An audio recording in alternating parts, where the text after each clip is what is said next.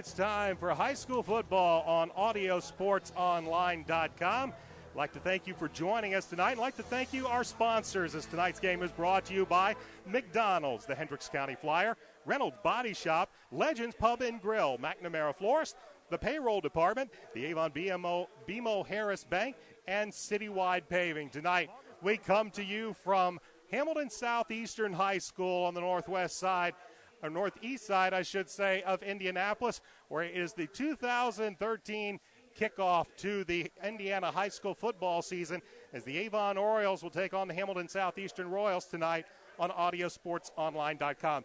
Good evening, everybody. Welcome to high school football on ASO. My name is Brian Scott. I am joined tonight by the Indiana Football Hall of Famer, former coach of the Avon Orioles, Dave Schall. As coach, we get ready for another fantastic season of high school football. Well, the Indianapolis area has been recognized here recently by Max Prep as the number 3 recruiting area in the country. So I think that speaks highly of the caliber of football in Indianapolis. Two of the better teams, two of the better programs in the state starting off here tonight, Hamilton Southeastern and Avon, and it's always a good game, always a well-fought game, very important in the conference standings. Two very, very strong traditional programs with two outstanding coaching staffs. We talk about some changes that have happened in Indiana high school football, most notably the addition of a 6th class. Indiana high school football expanded to 6 classes, and Avon and Hamilton Southeastern, well, they're two of those 32 teams that made the jump to Class 6A.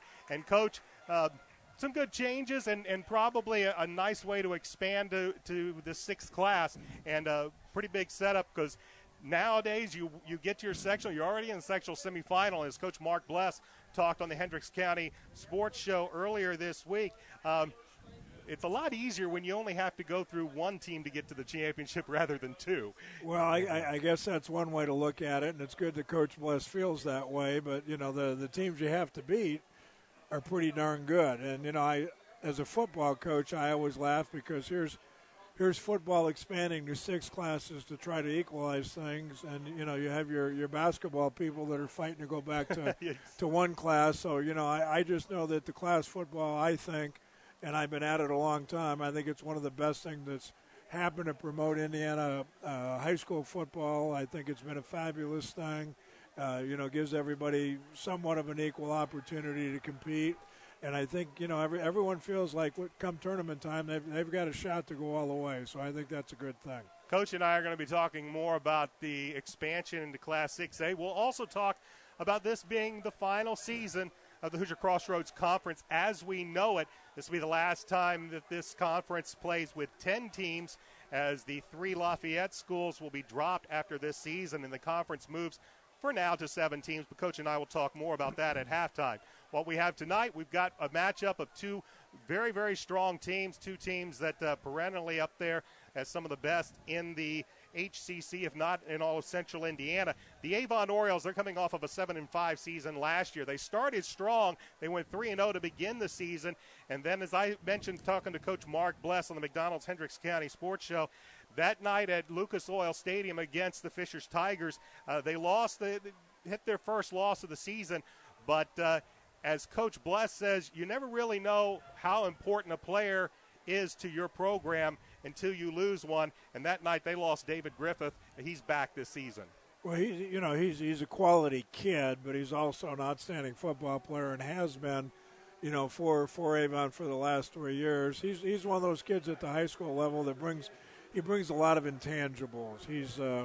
He's a great practice player. He's a great teammate. He's one of those kids that works hard, extremely coachable. You know, if you asked him to play right guard, he'd just move there and not complain, and probably be, you know, the best offensive lineman we have as well. He's just a great kid, and he raises the level of all the other players around him, and you know, and he does it with his own personality. He's not a yeller or a screamer, get in your face kind of kid. He just does it by his example, and you're right. He's just a great high school football player, and he does some wonderful things just for the morale of the rest of the players.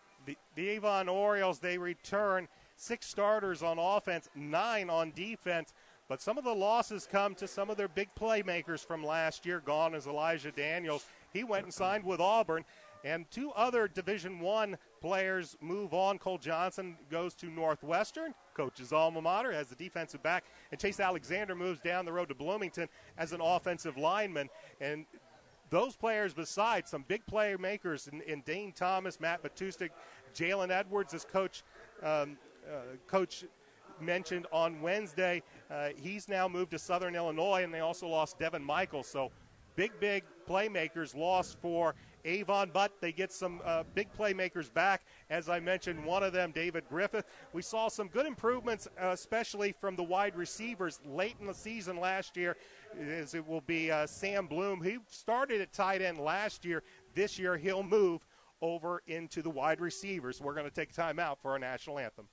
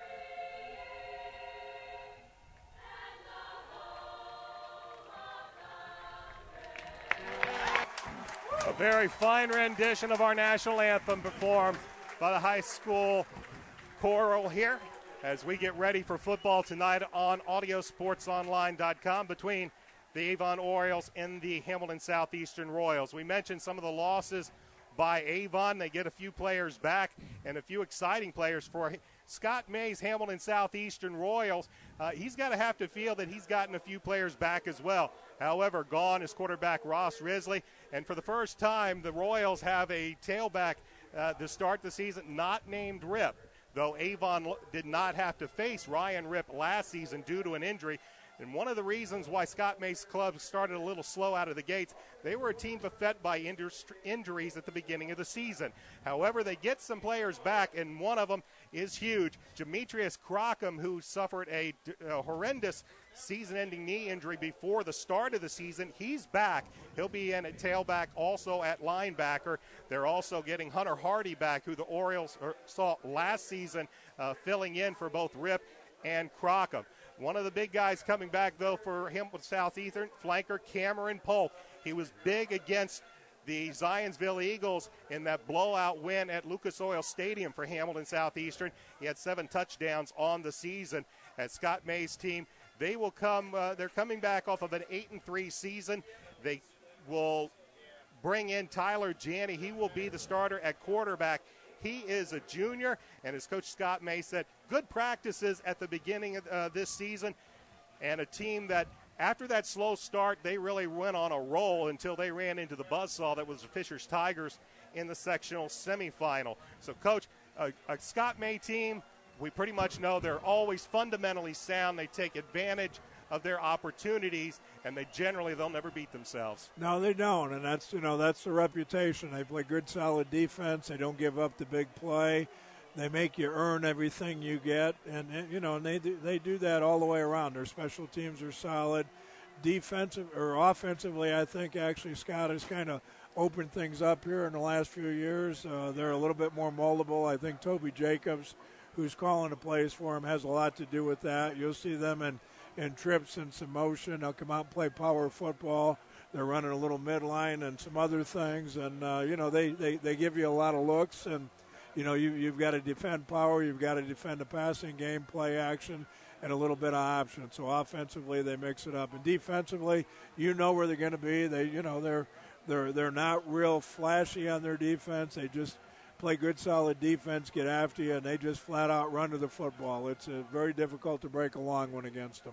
This game last year came down to the final seconds as Coach Mark Bless, who had never defeated Hamilton Southeastern in his previous 3 years, it came down to the foot of Niles Edwards. And Niles Edwards knocked down a 25-yard field goal with 6 seconds remaining in that contest to give the Orioles the victory last season. For Avon, they're running on a streak. They have been into the sectional championship game the last 5 years. And you have to go back to my partner back when he coached the Avon Orioles. They had 2 games in the sectional championship with Coach Dave Schall, and now 3 straight for Coach Mark Bless. It's the Orioles and the Royals tonight on AudioSportsOnline.com. We're going to have the kickoff in just a bit.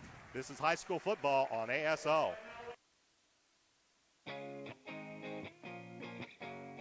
On August 24th, come celebrate the grand reopening of the McDonald's off Raceway Road in Avon, located at 10747 East US 36. That's right in front of Meyer. There will be huge giveaways, including 100 coupons for both free Egg McMuffins and free Big Macs for a year. They will also have 49-cent ice cream cones all day long and be giving away a $1,000 scholarship. Also, don't miss Ronald McDonald himself at 1:30. So come on out on August 24th to celebrate the grand reopening of the McDonald's in front of Meyer off Raceway Road in Avon. Reynolds Body Shop is a proud sponsor of Avon football broadcast. They are conveniently located at 4325 West Washington Street in Indianapolis, just 4 stoplights east of 465. Their phone is 317-243-2372, and they are open Monday through Friday from 7:30 a.m. to 5 p.m. Reynolds has been family-owned and operated for 30 years, specializing in collision repair. Reynolds Body Shop is also an insurance work specialist. Learn more about them on the web at www.reynoldsbodyshop.com.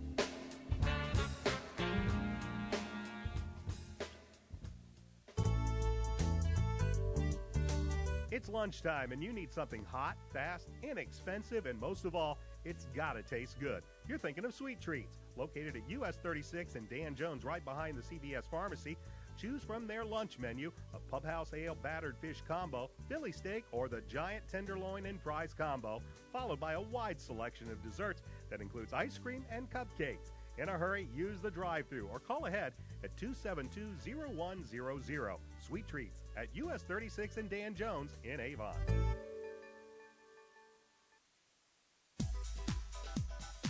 Legends Pub and Grill is located at 1100 North State Road 267 in Avon. They're open Monday through Saturday from 11 a.m. to 3 a.m. and on Sunday from noon to midnight. They're Indy's West Side hotspot, having a DJ and dancing on Saturday nights. For more information, check Legends Pub and Grill out on Facebook or call 272-9040.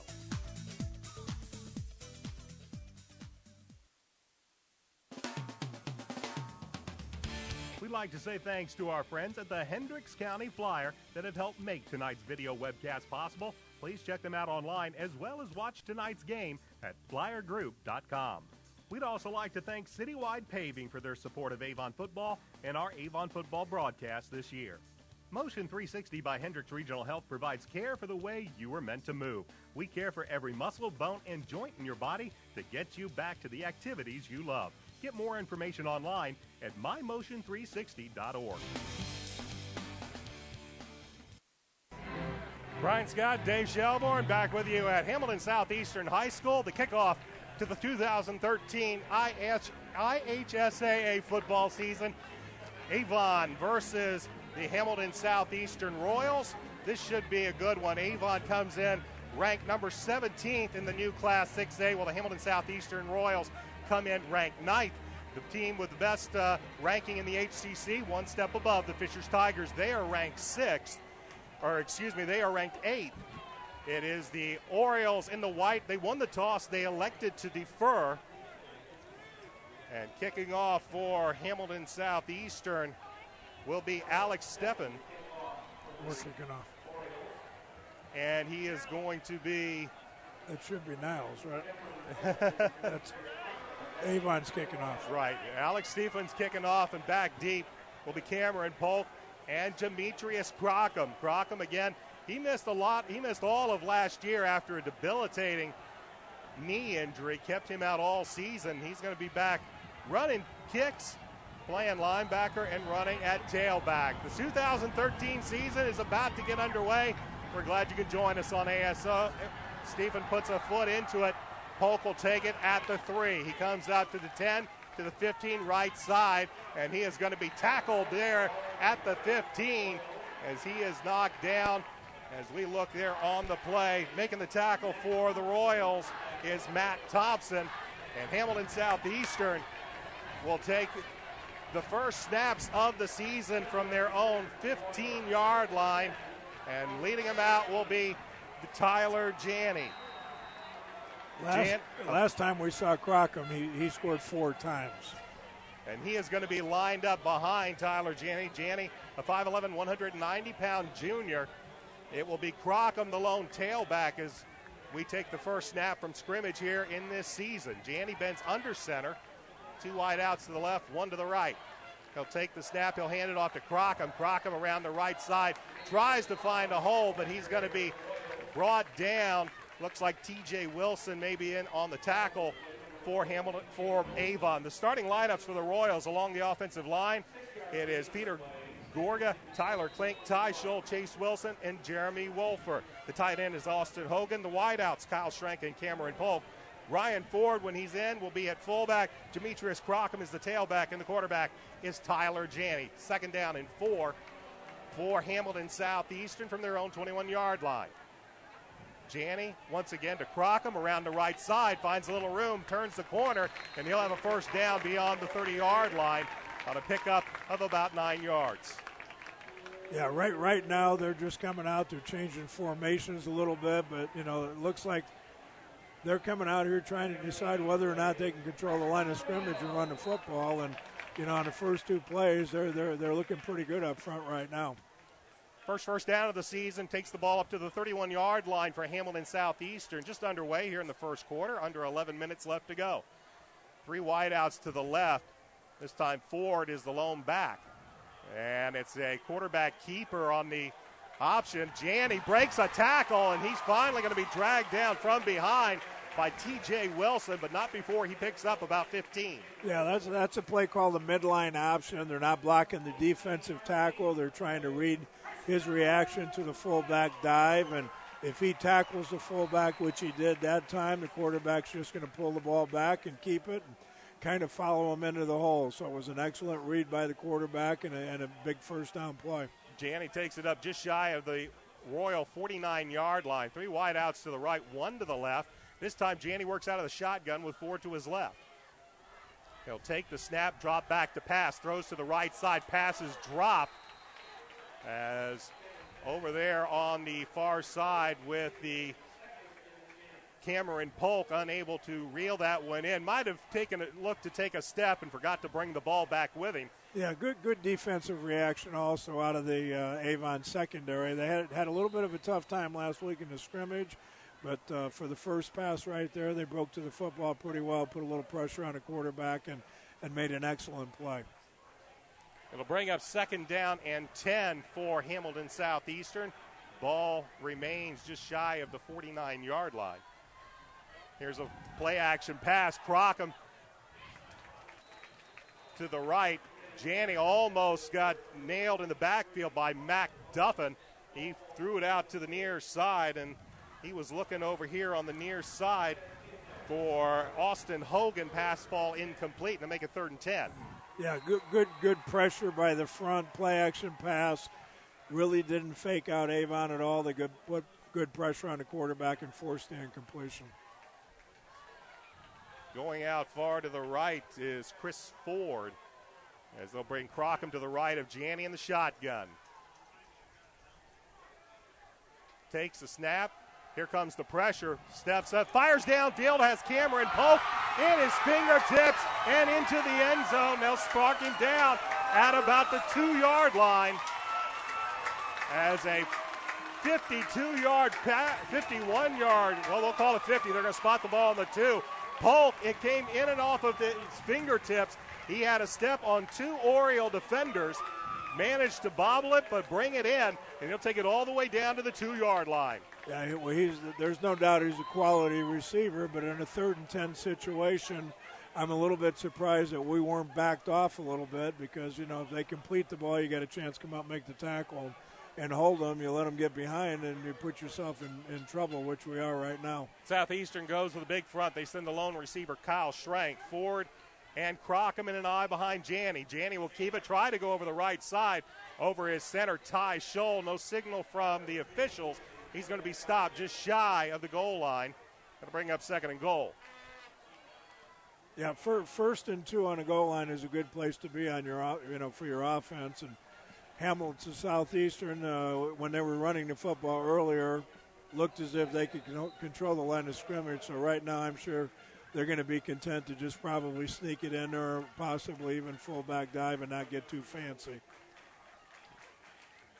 They will bring in a jumbo package, I-back, but with Jackson Spearin to the right of Ryan Ford. This looks like this play's going to go to the right.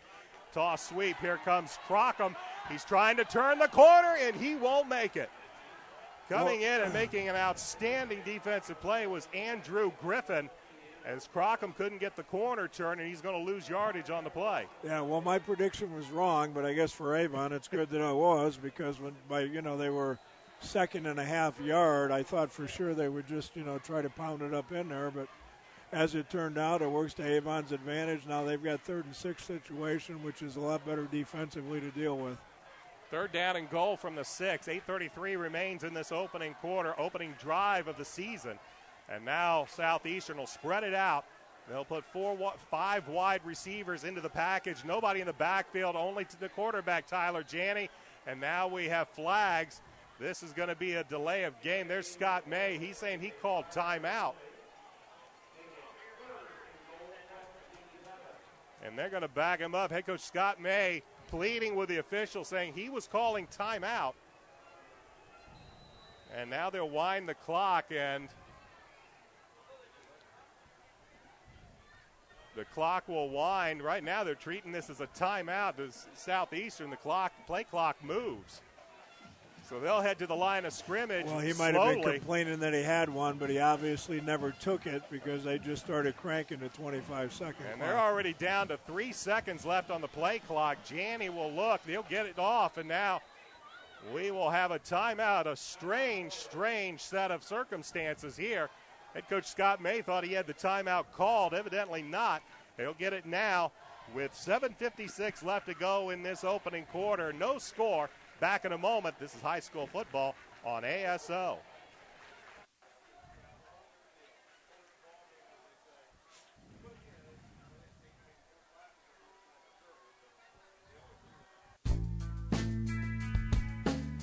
McNamara Florist is Indy's hometown florist since 1954, with 8 convenient locations, including the new Avon store on Rockville Road. McNamara Florist is famous for our floral designs for all occasions that help our clients express their emotions through flowers. Visit McNamara Florist for outstanding personal service and to select from the renowned home decor merchandising, including stunning Christmas classics. McNamara Florist is located at 9655 East Highway 36 in Avon, and you can give them a call at 579-7900. Well, the Hamilton Southeastern Royals go from 2nd and goal at the half-yard line now to 3rd and goal from the 11. 5 wideouts. They'll bring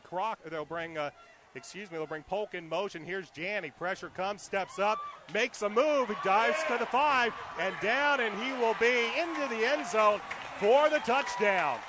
Pressure came from the Avon defensive ends, and Tyler Janney stepped up, made a move at about the 7, and was able to take it into the end zone and score.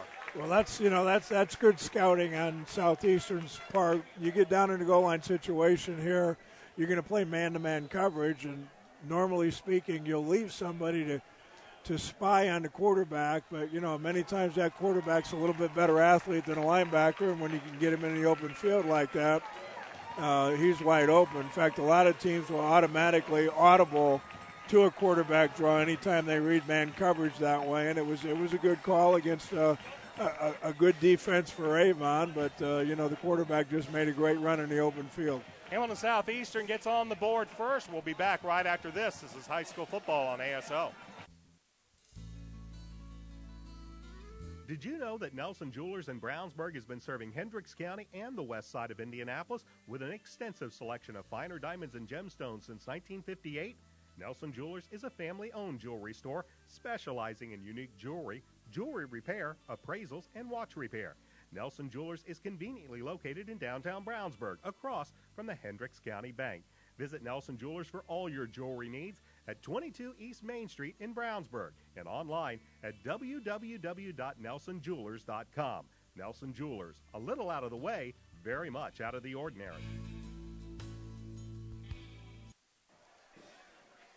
Alongside Dave Shelburne, I'm Brian Scott. Hamilton Southeastern goes on a 9-play, 85-yard drive, takes 4 minutes and 3 seconds, and Tyler Janney, he converts from 11 yards out. The Royals take a 7-0 lead as the Avon Orioles await their turn to get their hands on the football for the first time this season. It will be Cameron Polk kicking off for Hamilton Southeastern. Back deep, Nick Aitchen and Cress Kimbrough for Avon. Polk puts a run up, puts a right foot into it, high, deep kick. Taking it will be Aitchen at the 2. He'll come up to the 10, 15, 20, stiff arms, and he will be taken down at around the 26-yard line by Lord Turner. And for Avon, this will be their first possession of the new season. And coming out to take the snaps will be Brandon Peters. Brandon is a sophomore and an outstanding athlete. They came into the preseason. They've got two really, really fine quarterback prospects in Brandon as a sophomore and Richie Steinmetz as a senior. And, I think just this week they've decided to go with Brandon. Brandon played varsity basketball last year as a freshman. His sister Brooke has been a 3-year starter on the volleyball team that's outstanding as well. Peters will start under center in the eye. This is Tywan Johnson. He'll cut through the middle to the 35 and up past the 40, down to the 41-yard line. Explosiveness out of the 5'6", 160-pound senior, and he'll get a first down up to the 41.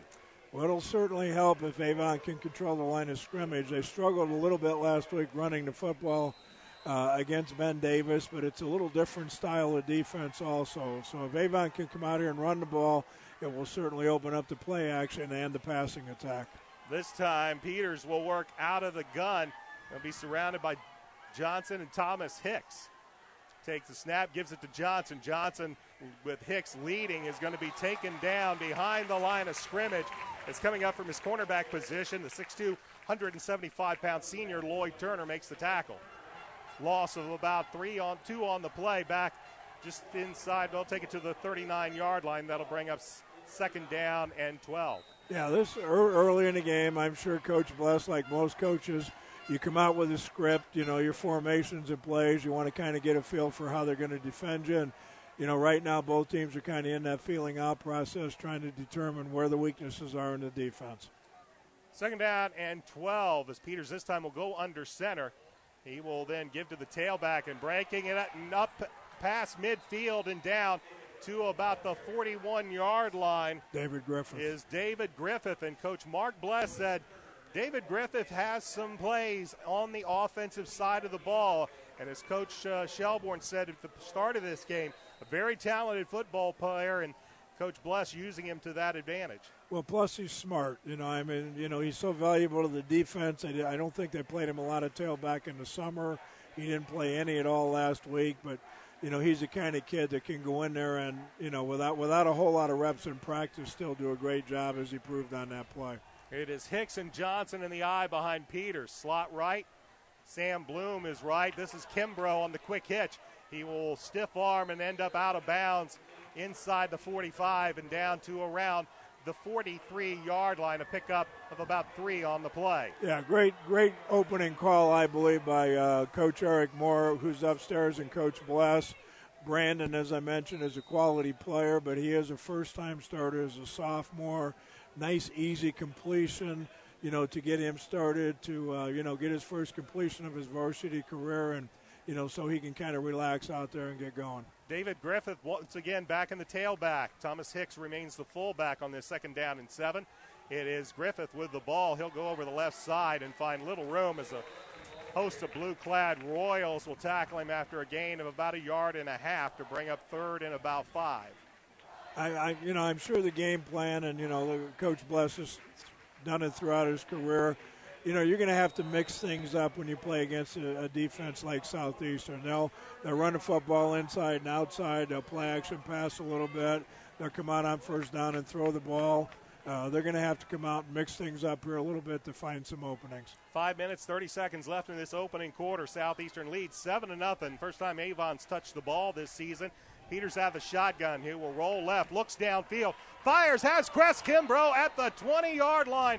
And something happened with the defense there because Kimbrough, he was all alone. Well, they got into a little blitz package. You could see the free safety cheating over. Hopefully Brandon saw it and picked it up. He was going to be open if he had time. The protection was excellent. You're rolling to the left, and that's a tough throw for anybody, and Brandon made a great throw to a wide-open receiver. That'll bring up 1st and 10 from the Southeastern 22-yard line as we approach the 5-minute mark in this first quarter. Peters will bend under center. He will give it to Griffith. Griffith looks for some room on the right side of that line, and he'll pick up 2-3 yards inside the 20 down to the 19. Let's quickly give you the Hamilton Southeastern starters on offense across the line. Angelo Allen, Ryan Beldam, Jake Higginbotham. He moves from guard to center. Zach Ryan and Ryan Willis. The tight end is Matt Moore. The flankers, Cress Kimbrough. Sam Bloom is the split end. Thomas Hick, the fullback. Tawan Johnson and David Griffith will be the tailback. It's the 6'4", 185-pound sophomore, Brandon Peters, at quarterback. 2nd down and 8. Ball at the 19. 4 minutes, 30 seconds left first quarter. 7-0 Southeastern. Peters under center. It is Hicks and Griffith. The give is to Griffith. He makes a nice cut, but he cuts right into the teeth of that Hamilton Southeastern defensive line.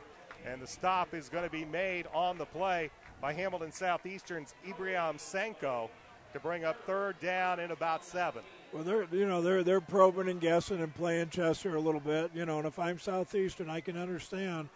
Avon's got an unproven sophomore quarterback. They're going to do everything they can to shut off the run, and I think if they're going to get beat, they're going to force him to throw the football. Johnson to the left, Hicks to the right of Peters in the shotgun.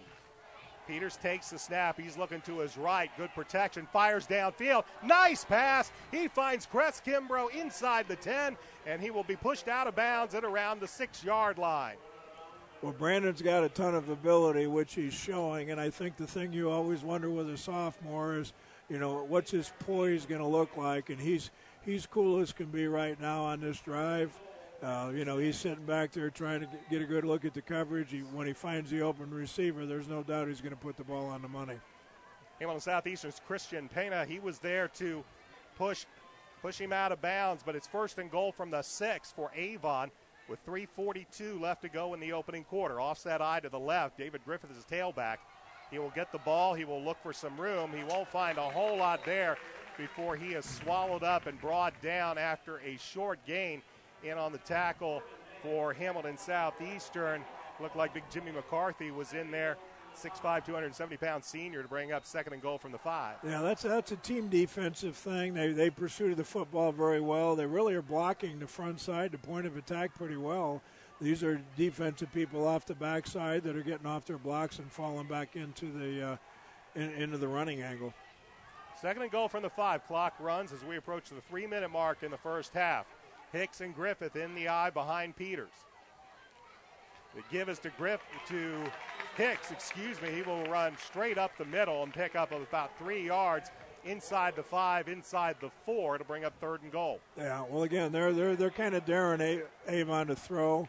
They're in man-to-man. They're playing up, right on the line of scrimmage, kind of bump and run coverage. Avon right now, early in the game, just trying to power the football into the end zone. They're having a little bit of a tough time right now. Sam Bloom to the right, Cress Kimbrough to the left. The back split is Hicks and Johnson. Peters under center on this 3rd and goal from the 3. Steps back, throws the flare. Bloom goes up. He can't bring it down. Well defended there by Hamilton Southeastern. as it looked like David Herman and Christian Pana in there defending against Sam Bloom. It was, but, that's the way you want to throw that football. Sam is, 6'2", 6'3". He's a basketball player, very athletic, good, good leaps. You want to put that ball up, let him get athletic and make the play, and he had an opportunity to make the catch, but, yes, it was well defended. Alex Steffen is on for a 20-yard field goal. High snap, they get it down, the kick is up, and the kick is no good as it misses.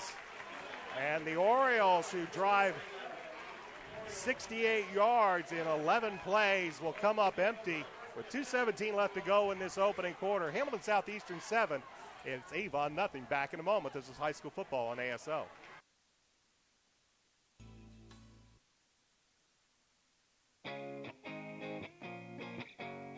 On August 24th, come celebrate the grand reopening of the McDonald's off Raceway Road in Avon. Located at 10747 East US 36, that's right in front of Meyer.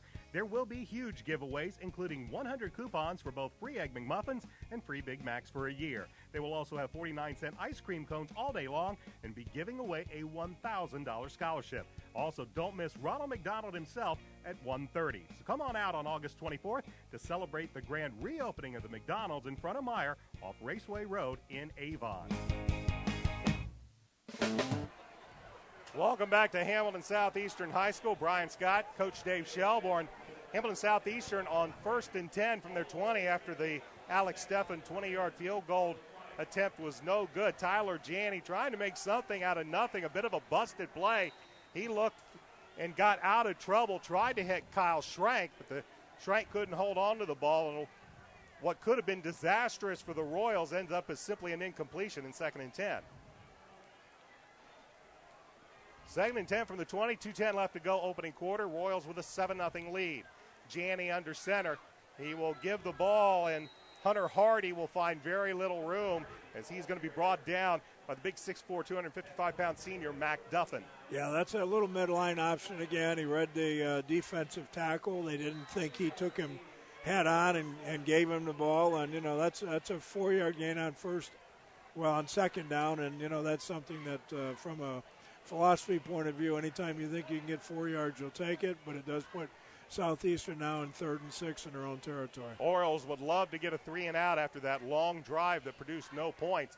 Janney in the shotgun, and this play will not go anywhere as it is not a delay of game, but is definitely going to be called against against Hamilton Southeastern. Some movement in the offensive line, probably backfield. False start called against Southeastern, so they're going to back up 5. That's going to put them in 3rd and long.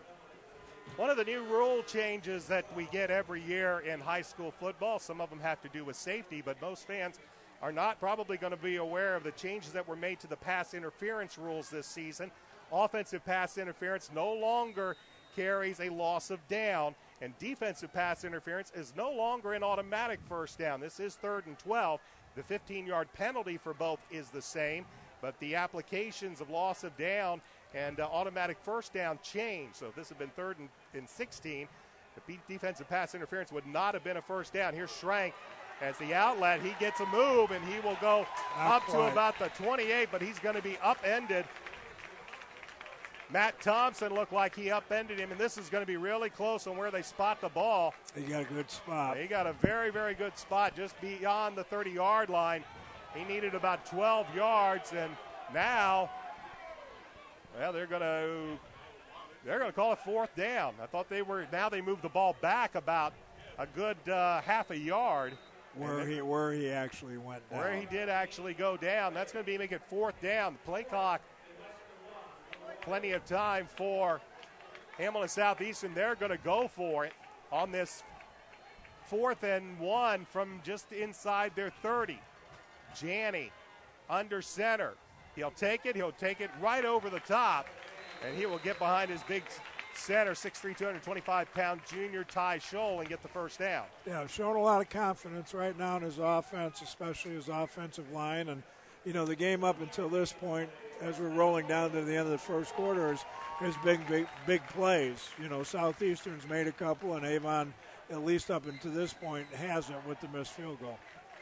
1st and 10, 45 seconds, and we are going to have a timeout called by Avon as they did not have the right defensive personnel. We'll talk about the Avon starters here for just a second. Coach Bless runs a 3-3 stack, but as he mentioned earlier this week, and we saw it a lot last week, he was a lot more into running more of a 4-3 front, at times even a 5-2.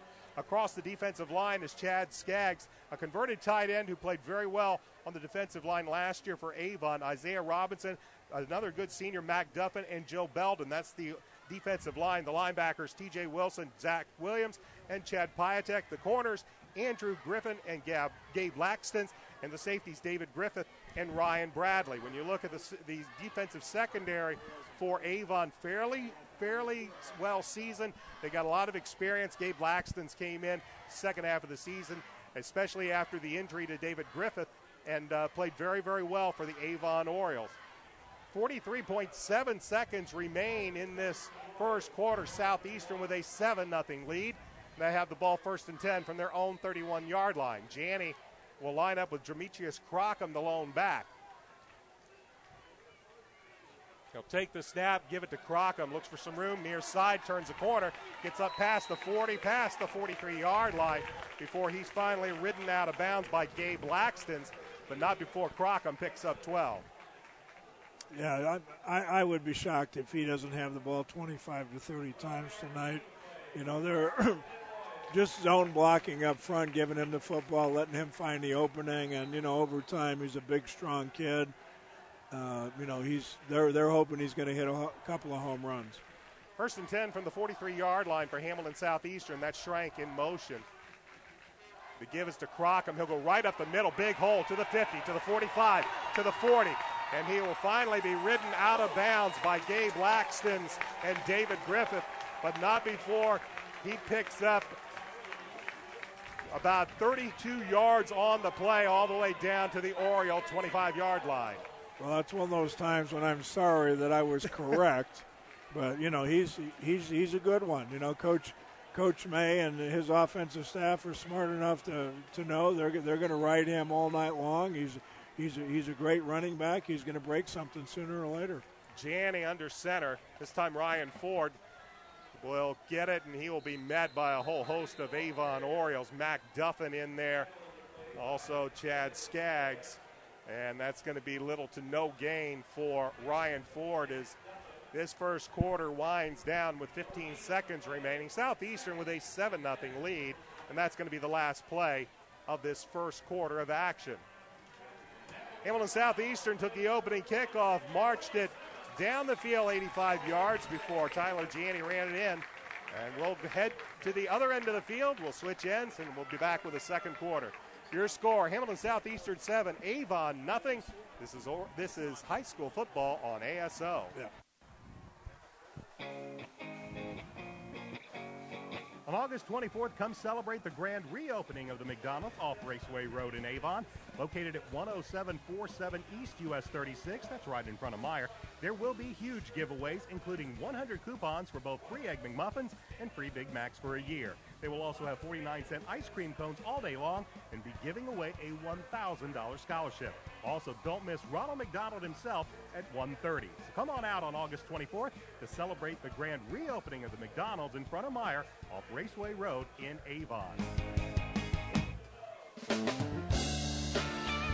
Reynolds Body Shop is a proud sponsor of Avon football broadcast. They are conveniently located at 4325 West Washington Street in Indianapolis, just 4 stoplights east of 465.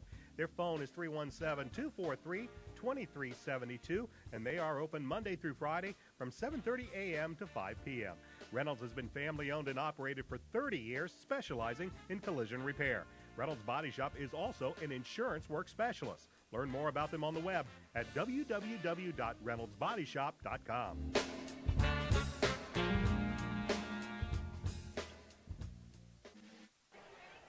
We head to the other end of the field as we begin the second quarter of action, along with the coach Dave Shelbourne. I'm Brian Scott. Southeastern with a 7-0 lead as we begin quarter number 2. They'll have the ball for second down and 10 from the Avon 25-yard line. Only scores an 11-yard Tyler Janney run as Avon chewed up over 5 minutes of clock. Here's Ryan Ford, I believe, right up the gut, and he's going to take it inside the 20, down to about the 18-yard line. Well, nothing fancy right now, Coach, for Southeastern. They're just running it up the gut. They are. I mean, they're just very methodical. Again, the first series kind of came out here to take a look, see where they thought they could attack. They're obviously right now feeling very good about running the football. And, right now that's the teeth of the strength of Avon's defense. They've talked about their down 4 and their 3 linebackers being the strength of the defense, and right now Southeastern's running right at them. Hunter Hardy, this time at tailback, he'll get the ball. No, a keeper by Janney. He'll go over left side, still running, and he'll run all the way into the end zone on the quarterback keeper from 18 yards out. Few missed tackles by the Avon Oriole defense, and Janney, using that athleticism, scampers in from 18 for the second touchdown for Southeastern. Well, it doesn't look like it, but that's an option play. Everybody thinks of option being outside the line of scrimmage, but he's reading the down lineman. The down lineman tackled the fullback, and Avon either missed the tackle or whoever was assigned to tackle the quarterback, missed his assignment because once he faked it, he was pretty much home free.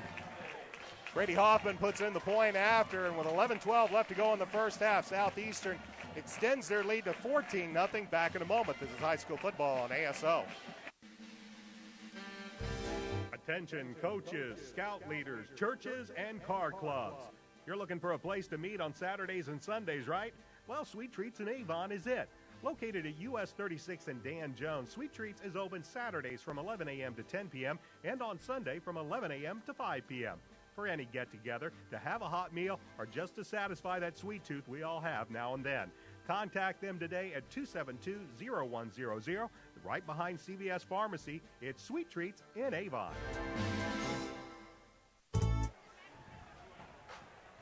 Hamilton Southeastern goes on an 8-play, 80-yard drive. It consumes 3 minutes and 5 seconds of clock. And Tyler Janney runs it in from 18 yards out. Brady Hoffman's point after is good. And Southeastern has extended their advantage to 14-0. This was after Avon looked, hopefully, of getting a 3-and-out after a very long extended drive resulted in no points. But Southeastern, with basically just straight running right up the middle, is able to march it down the field, get the touchdown, and they're setting to kick this ball away. Brady Hoffman will kick it away. Nick Aitchen and Cress Kimbrough back deep for the Avon Orioles.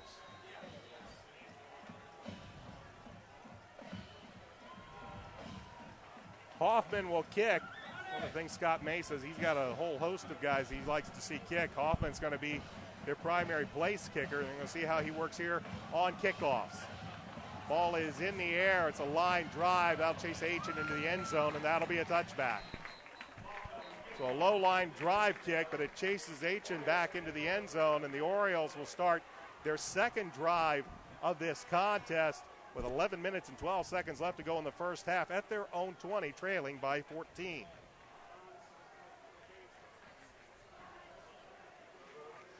Well, Avon proved on the first drive that they can move the football. It's still early in the game. There's no need to panic. They do need to put together a nice drive, and it would really help their confidence if they could get on the board. But, it's still early enough. They should stay with the game plan and do what they think they need to do to move the football. Peters under center, fakes the handoff, throws downfield, finds a man over the middle. Logan White. Matt Moore, I believe. Moore, it is. With a nice catch. Had to turn his back, picked up the ball, and then was able to turn back upfield on a nice play. That'll take it all the way up to the Oriole 40-yard line on the gain of 20. Well, good call. I mean, they're deep in their own territory. They got a sophomore quarterback. They're down here. Great play action fake by Brandon, which held the linebackers. Matt got a good release and got wide open downfield. Brandon Peters delivered the football. Cole Rightley comes into the game for the Orioles. He's the wide receiver near side now. Penalty flag might have had an illegal shift. Well, they're going to call offsides against Southeastern. Lined up. I think when he shifted over, it drew him off. So a free 5 yards for the Avon Orioles on the penalty. That'll march the ball up to the 45-yard line, make it 1st and 5. 10:47 left to go in this first half of play. 2013 season kickoff And the Orioles of Avon find themselves trailing Southeastern by the score of 14-0. Sam Bloom will go to the right, Rightly once again to the left. It is Tywan Johnson and Thomas Hicks in the eye, and now it'll be Moore at the tight end shifting to the left. Peters under center, hands the ball off to Johnson, doesn't find the hole, but good second effort and good movement. He'll get the first down as he moves the ball into Southeastern territory. Looked like he was going to be stopped for about a 1-yard loss, but good effort by the 5'6", 160-pound senior, and he'll get a first down for the Orioles. Yeah, Southeastern's defensive end stuffed the fullback pretty good on that play, and because the backside blocking by Avon's offensive line was a little bit better, Johnson was able to cut the ball back and, come up with a gain and pick up the first down. 1st and 10 in Royal territory at the 49-yard line. 10-10 left to go in the first half. Peters will go to the gun with Johnson to his right. Southeastern shows with a corner blitz. Here they come, but the give is to Johnson. Tries to go in the middle, cuts it back to the right, and he'll pick up a few yards, taking it down to the Southeastern 41-yard line. Quickly, let's give you the Southeastern defense with a 3-4 look. It'll be Jimmy McCarthy, Chet Maxey, and Jordan May across the defensive line. The linebackers are Brian Roberts, Demetrius Crockham, Jocko Alexa, and Frank Sergi. The corners, Christian Pena and Lloyd Turner, and the safeties are David Herman and Ben Hogenkamp. 2nd down and 7 for Avon at the Royal 46-yard line. 2 wideouts to the near side. That's Bloom and Kimbrough. Peters in the gun. Johnson to his right. Takes the snap. Looks downfield. Pump fakes. Now he'll take it up the middle. And he will gain about 3 yards after good coverage by the Southeastern defense. But Peters, a big kid, 6'4", 185 pounds. He'll take it up down to the Southeastern 42 and make it 3rd and 3. Well, more importantly to me, he made a very wise decision. He didn't force the ball. He didn't turn the ball over. He took a look. He read the coverage. Good coverage by Southeastern. He put the ball away, got what he could, and now Avon's in a very manageable 3rd and 3 situation. 3rd and 3, 8:40 left to go first half. 14-0 Southeastern. I backfield with Hicks and Johnson. The give is to Johnson. He'll look for some room over the right side. He will be tripped up. DJ Tyler, I believe, got a hand on Tywan Johnson and upended him. He'll be shy of the first down by about a yard as they spot the ball on Southeastern's 40-yard line. Well, right now, Avon's trying to run, just an old style, old school power off tackle, double team down and kick out with the fullback. And right now that outside linebacker for Southeastern's doing a great job getting upfield and making a pile. 4th and 1, I backfield. Peters under center. He'll keep it himself. He'll go just over the left side of Jake Higginbotham, and he will pick up the first down. A lot of confidence shown right there. Here's his first game as a player. 4th and 1 situation in the middle of the field. Brandon, again, big, strong athlete. They just went ahead with him and had him sneak for the first down. Jake Higginbotham, a 5'11", 275-pound senior, a 3-year starter for Avon. He moves from left guard to center and taking his first snaps there. And Coach Mark Bless very impressed with Higginbotham as the man snapping the ball. 1st and 10 for the Orioles as Peters in the shotgun, fakes the handoff, fires downfield, looks. Bloom goes high, and even though Sam Bloom is 6'3", a little too high even for him, pass goes incomplete. It'll bring up 2nd and 10. But again, a good first down play. I think they're doing a nice job mixing things up, running the football a little bit. When they are throwing the football, they're play action passing a little bit, which should give Brandon a little bit more time. And also the offensive line right now is doing a nice job keeping the Hamilton Southeastern defensive line off of him. Nick Aitchen lines up as a wide out to the near side. Peters in the shotgun. Takes the snap, gives the ball, and bounding straight up the middle is David Schall, a 6'2", 195-pound junior. He'll take it down to the Southeastern 35-yard line before he's bottled up. Yeah, David's a big, strong kid. Normally lines up at fullback, but he's got enough quickness to come in here and run a little power football at tailback. Jordan May, the 6'3", 245-pound senior defensive tackle, in on the tackle for Hamilton Southeastern. That'll bring up a 3rd and 6 from the Royal 35 with 6:53 left to go in the first half. Southeastern with a 14-0 lead. Peters once again in the shotgun. He's flanked by Schall and Hicks. He'll take the snap. Good block, but now here comes the pressure. He rolls away from that. He fires downfield. He finds Cress Kimbrough down around the 26-yard line. It is a pickup of 10. They'll mark it at the 25, and it's a first down for Avon. Big play. He should have been sacked. He's athletic, big, strong enough. He made him miss. Kept his poise, found his receiver downfield. Sam kept working to get open, found the opening, and these are the kind of plays you have to make to beat good football teams. That could have been fourth down with Avon punting.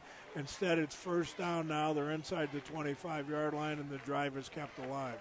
Thomas Hicks with a nice block that initially allowed Peters to get outside, and then Peters was able to elude the sack. 1st and 10. Peters will give it to Schall. Schall will take it up the middle. He'll just keep on driving with Jordan May draped all over him, and he'll keep those legs churning for a game of 4 down to the Southeastern 21-yard line. Yeah, right now Avon's got a little rhythm going. They're mixing things up a little bit. They've moved the football. A score here would be great for their confidence. They're really not having any trouble moving the football. What they just need to do is do it consistently. It'll bring up 2nd down and 6 at the Southeastern 21-yard line. Cole Rightly will go to the far side, and now we're going to have a timeout called by Avon with 5:39 left to go in this first half. Southeastern with a 14-0 lead. This is high school football on ASO. It's lunchtime, and you need something hot, fast, inexpensive, and most of all, it's got to taste good. You're thinking of Sweet Treats, located at US 36 and Dan Jones right behind the CVS Pharmacy. Choose from their lunch menu a Pub House Ale battered fish combo, Philly steak, or the giant tenderloin and fries combo, followed by a wide selection of desserts that includes ice cream and cupcakes. In a hurry, use the drive-thru or call ahead at 272-0100. Sweet Treats at US 36 and Dan Jones in Avon. Along with the coach, Dave Shelbourne, I'm Brian Scott. 5 minutes, 39 seconds left to go in this opening half as the Avon Orioles trail Southeastern 14-0, but they're once again driving. They had only one other possession so far in this game. They chewed up over 5 minutes of clock, but Alex Stiffin's 20-yard field goal was no good. That turned them away, and Southeastern just took their second possession, second drive, and turned it into another touchdown. That's why they lead 14-0. But Avon now moving the ball. A couple of nice plays from sophomore quarterback Brandon Peters as the Orioles are able to convert to get the first down. It is Cole Rightly to one side, Nick Aitchen, to the other. Schall and Hicks in the eye behind Peters. Peters, long count, takes the snap, gives it to Schall. Schall looks for some room on the right side. He'll keep driving. He'll pick up a couple of yards, not a whole lot right there, as he is brought down once again by Jordan May. That'll bring up 3rd down and about 3. Also Frank Sergi on the tackle. Yeah, a little bit of a chess game here. They've run two plays. They're down here about 3rd and 3. Obviously, this is the big play in the drive here right now, but 3rd and 3 is not a bad place to be if you're calling the offensive plays. Avon will go with 3 wideouts. Kimbrough to the near side, Rightly and Bloom to the far side. Johnson, the tailback, snap by Peters. He gets some pressure. He will throw it away, and there is a receiver over on that far side, but now they got a penalty flag. Let's see what the flag's about. Southeastern wanting intentional grounding, and they will get the call. If that's a grounding call, that's incorrect. It looked like Cress Kimbrough was in the region over there, and Peters able to get the ball away, but referee calls for the intentional grounding. That'll be a loss of down. That's going to make it 4th down, and that's pretty much going to move the Orioles out of field goal range. I don't usually like to criticize officials, but that's a bad call. Well, once again, Avon with a long extended drive. 10 plays so far, but this is a very costly penalty as it will be a loss of down, and they will move it back 5 yards from the spot of the foul. That puts it back to the 40-yard line, and that's going to make it. It should be 4th down and about 25. And now a timeout called by Hamilton Southeastern as Avon came out showing that they were simply going to go for it. We're going to take a quick timeout as well. 4:50 left to go first half. Southeastern leading Avon 14-0. This is high school football on ASO.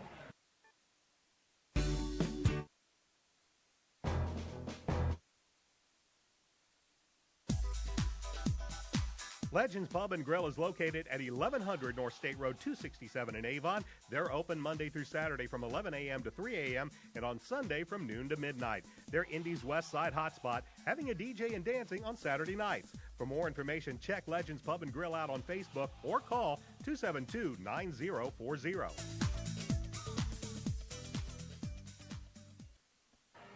Hamilton Southeastern calls the timeout on this 4th down and 25, and now Coach Mark Bless will send Alex Stiffen back to kick. Cameron Polk will drop as a single safety, but they will look like the Royals not quite sure for this one. Stiffen gets it, he'll put it up, and he'll shank it to the right. Poor punt that only travels about 5 yards past the line of scrimmage. And for Avon, very disappointing drive. It was moving so well. And once again, they chew up a lot of plays, they chew up a lot of time, but they'll come away with no points. Fortunately, the only thing that really matters in football, the only stat that matters are the points on the scoreboard. And, you know, even though right now for a first game, Avon has got to feel good about moving the football offensively, you know, they've come away twice here without any points, and defensively they've done some good things, but Southeastern has been able to figure out a way to score touchdowns on both of the first 2 drives. So you've got to disrupt things defensively. You've got to make something happen. First play, it's a reverse. Here's Cameron Polk. He has the corner, and he will be brought down on a nice play by David Griffith, in which Polk looked like he had the corner, looked like he had plenty of room on the far sideline, but good pursuit by David Griffith. And again, you know, I'm an offensive thinker being a former quarterback, but, you know, that's a great first down call. You know, right now Avon has been running pretty well to the football and, you know, zeroing in on the big, you know, running back and to run that little reverse on first down, whether it ended up being a big play or not, now you know you have to defend it, and, you know, now you know it's in their playbook. 2nd down, 3 yards, 4 yards to go. Janney, here's the handoff. Nice move by Crockham up the middle to the 50, and he will be brought down by David Griffith. An excellent spin move in the backfield allowed Crockham to break free. He found the hole in the offensive line, and he will run it up for about 15 down to the Avon 45-yard line. Well, if you're gonna stop an off tackle play, your defensive end has got to stuff the fullback, and that time that's a one-on-one battle. That time the Hamilton Southeastern fullback won that battle, created an opening, and you put a big talented back like that in a hole that big, you're in trouble. Janney will go under center on this 1st and 10 from the 45. 3:39 left to go in the first half. Southeastern already up 14-0. Janney pump fake, fires. Here's near side, complete at the 40, down to the 35 to the 30. And David Griffith will make the tackle at about the 26-yard line as Austin Hogan, the big tight end, makes the catch and rumbles down deep into Avon territory. And we'll take it to the 26-yard line. They'll make it 1st and 10. Well, Southeastern, you know, again, unless it's changed, that's Toby Jacobs calling a lot of the plays. They're mixing things up. They found some openings. They're changing formations. They're throwing a football. They're running some option football, some power football, and right now they've got Avon on their heels a little bit. Here's the give coming to the near side and brought down once again. David Griffith on the tackle. Hunter Hardy, the tailback. Hardy will pick up about 3 yards on the play to take it down to the Avon 23-yard line. That'll bring up 2nd and 7. Clock under 3 minutes left to go first half, and the Royals with a 14-0 lead. Well, David's going to be a tired young man at halftime, so I hope he gets in there and gets a little water and gets a little bit of a rest because he's had a great first half out here so far on both sides of the football. Chris Ford and John Dye will go out to the far side for Hamilton Southeastern. Janney gives the ball, and Hunter Hardy will go right up the middle, and he won't find a whole lot of room as there's a whole lot of white-clad Avon Oriole defenders. Look like Mac Duffin coming up with the tackle. Also Matt Thompson from the outside linebacker position. Short gain. It'll bring up 3rd down and 4. Matt's a sophomore. I'm going to put in my own plug here. I coached these kids as 7th graders a few years ago and had Matt as a tailback and linebacker, and Brandon and Andrew Griffin as well. So they're good kids, and I'm not surprised to see them out on the field already as sophomores. 4 wideouts. Hunter Hardy behind Tyler Janney at quarterback. Janney gives it to Hardy. Hardy goes nowhere on a nice stop, is coming in and making the tackle. Was big Chad Skaggs, but he loses his helmet, and he will have to go to the sidelines. It'll bring up 4th down and 4. Some of the rules, we mentioned the pass interference changing in penalties. There are new penalties when players lose their helmet and continue in the play, though. For Chad, a little unfortunate. It looked like somebody just kind of hit him after the play was over and knocked his helmet off. Going to set up a Brady Hoffman. It'll be a 37-yard field goal. Even though they're lining up to kick the field goal, that was a better defensive series for Avon. And they're going to be a delay a game. Yeah, some confusion in the lineup, which is pretty typical in your first game. Well, let's see what Scott May does here, because it was a 37-yard field goal. Now we're going to make it a 42, and he's going to leave Hoffman out there to kick it from the right hash. 1:15 remaining in this first half. Southeastern with a 14-0 lead. Both offensives have moved the ball. The difference is that Southeastern has been able to put points at the end of their drives, and Avon has been unable to, and they will bring Hoffman off the field and put the offense back on. But once again, they're going to be up under the play clock. Is the play clock under 10? Janney in the gun, trying to get Avon changing defenses. 3 seconds remain, and they'll get the play off. Janney looks, and now the play is called dead. And now we got all sorts of confusion. Coach Scott May wanting to know what's going on. And it's a illegal procedure, a false start against Hamilton Southeastern. So 2 penalties, back them up 10 yards, and they were trying to go for it on 4th and 9 from the 25, but we'll see what they do with 4th and 14 from the 30.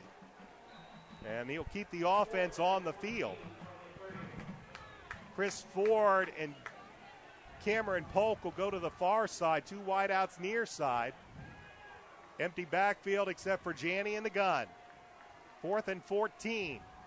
Janney steps back. Pressure comes from the ends. He eludes it to the 30, to the 25. He'll be run out of bounds.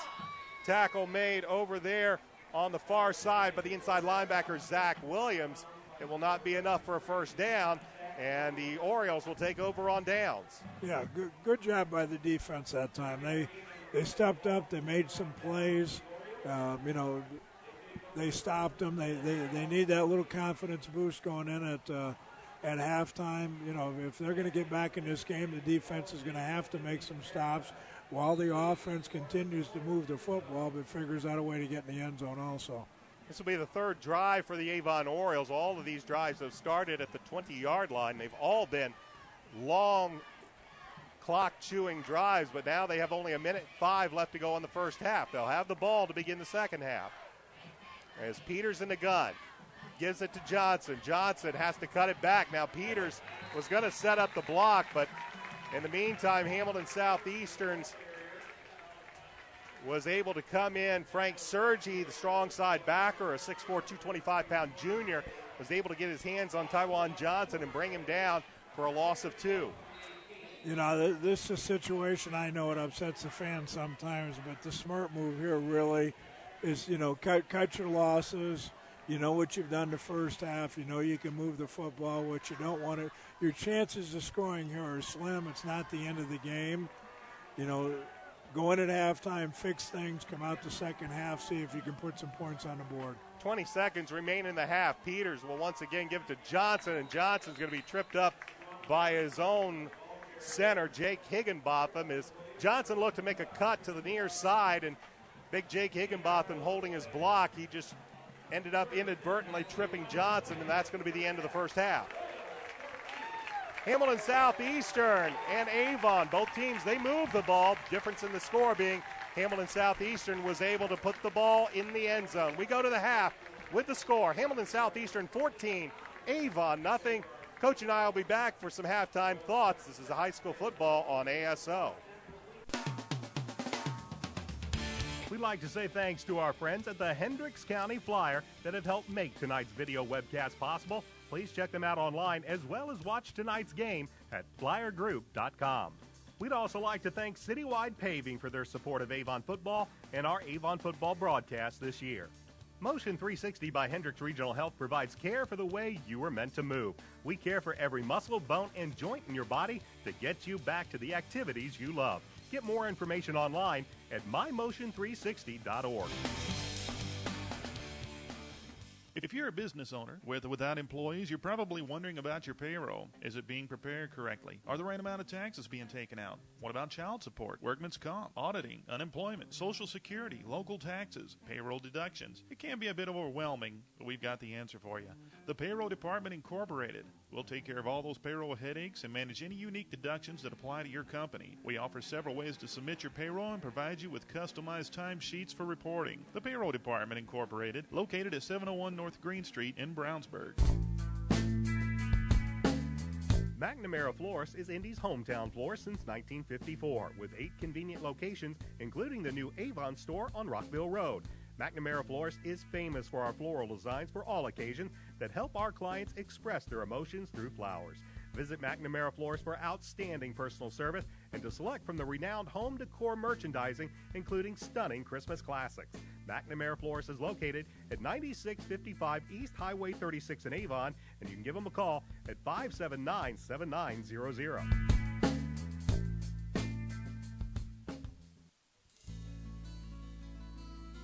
Did you know that Nelson Jewelers in Brownsburg has been serving Hendricks County and the west side of Indianapolis with an extensive selection of finer diamonds and gemstones since 1958? Nelson Jewelers is a family-owned jewelry store specializing in unique jewelry, jewelry repair, appraisals, and watch repair. Nelson Jewelers is conveniently located in downtown Brownsburg, across from the Hendricks County Bank. Visit Nelson Jewelers for all your jewelry needs at 22 East Main Street in Brownsburg and online at www.nelsonjewelers.com.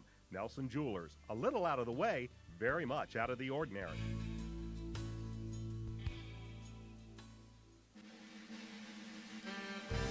Attention coaches, scout leaders, churches, and car clubs. You're looking for a place to meet on Saturdays and Sundays, right? Well, Sweet Treats in Avon is it. Located at US 36 and Dan Jones, Sweet Treats is open Saturdays from 11 a.m. to 10 p.m. and on Sunday from 11 a.m. to 5 p.m. For any get-together, to have a hot meal, or just to satisfy that sweet tooth we all have now and then. Contact them today at 272-0100, right behind CVS Pharmacy. It's Sweet Treats in Avon. Since 1984, BMO Harris Bank has grown to become one of the largest banks in the Midwest, serving personal, commercial, and affluent customers. Located locally at 610 West Northfield Drive in Brownsburg, we thank them for their sponsorship of the Hendricks County Coaches Show.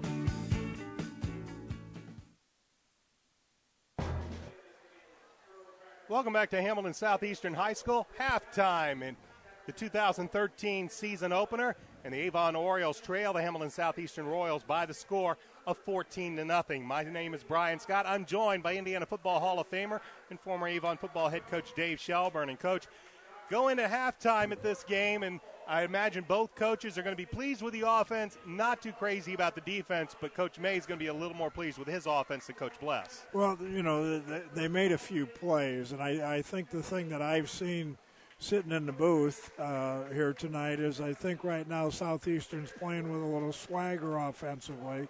You know, Avon is still a little tentative. They're making some plays, but they're not really playing like they can make the big plays. And they're going to have to make a few big plays because they have to get on the board. And they're going to have to get on the board here in the third quarter. But, they're doing a lot of good things. They're running the football. They're mixing it up. He's moved the football around. Brandon Peters, for a first start, I think has performed very well and shown some poise.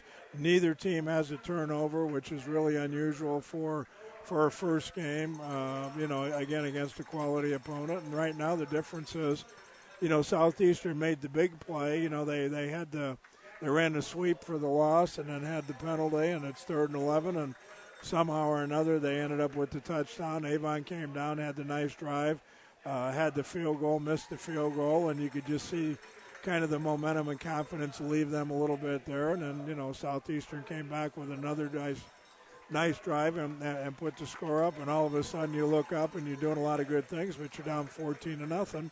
And, you've got a sophomore quarterback and your regular tailback's not out there. And, you've got to make some things happen and still stay within your game plan.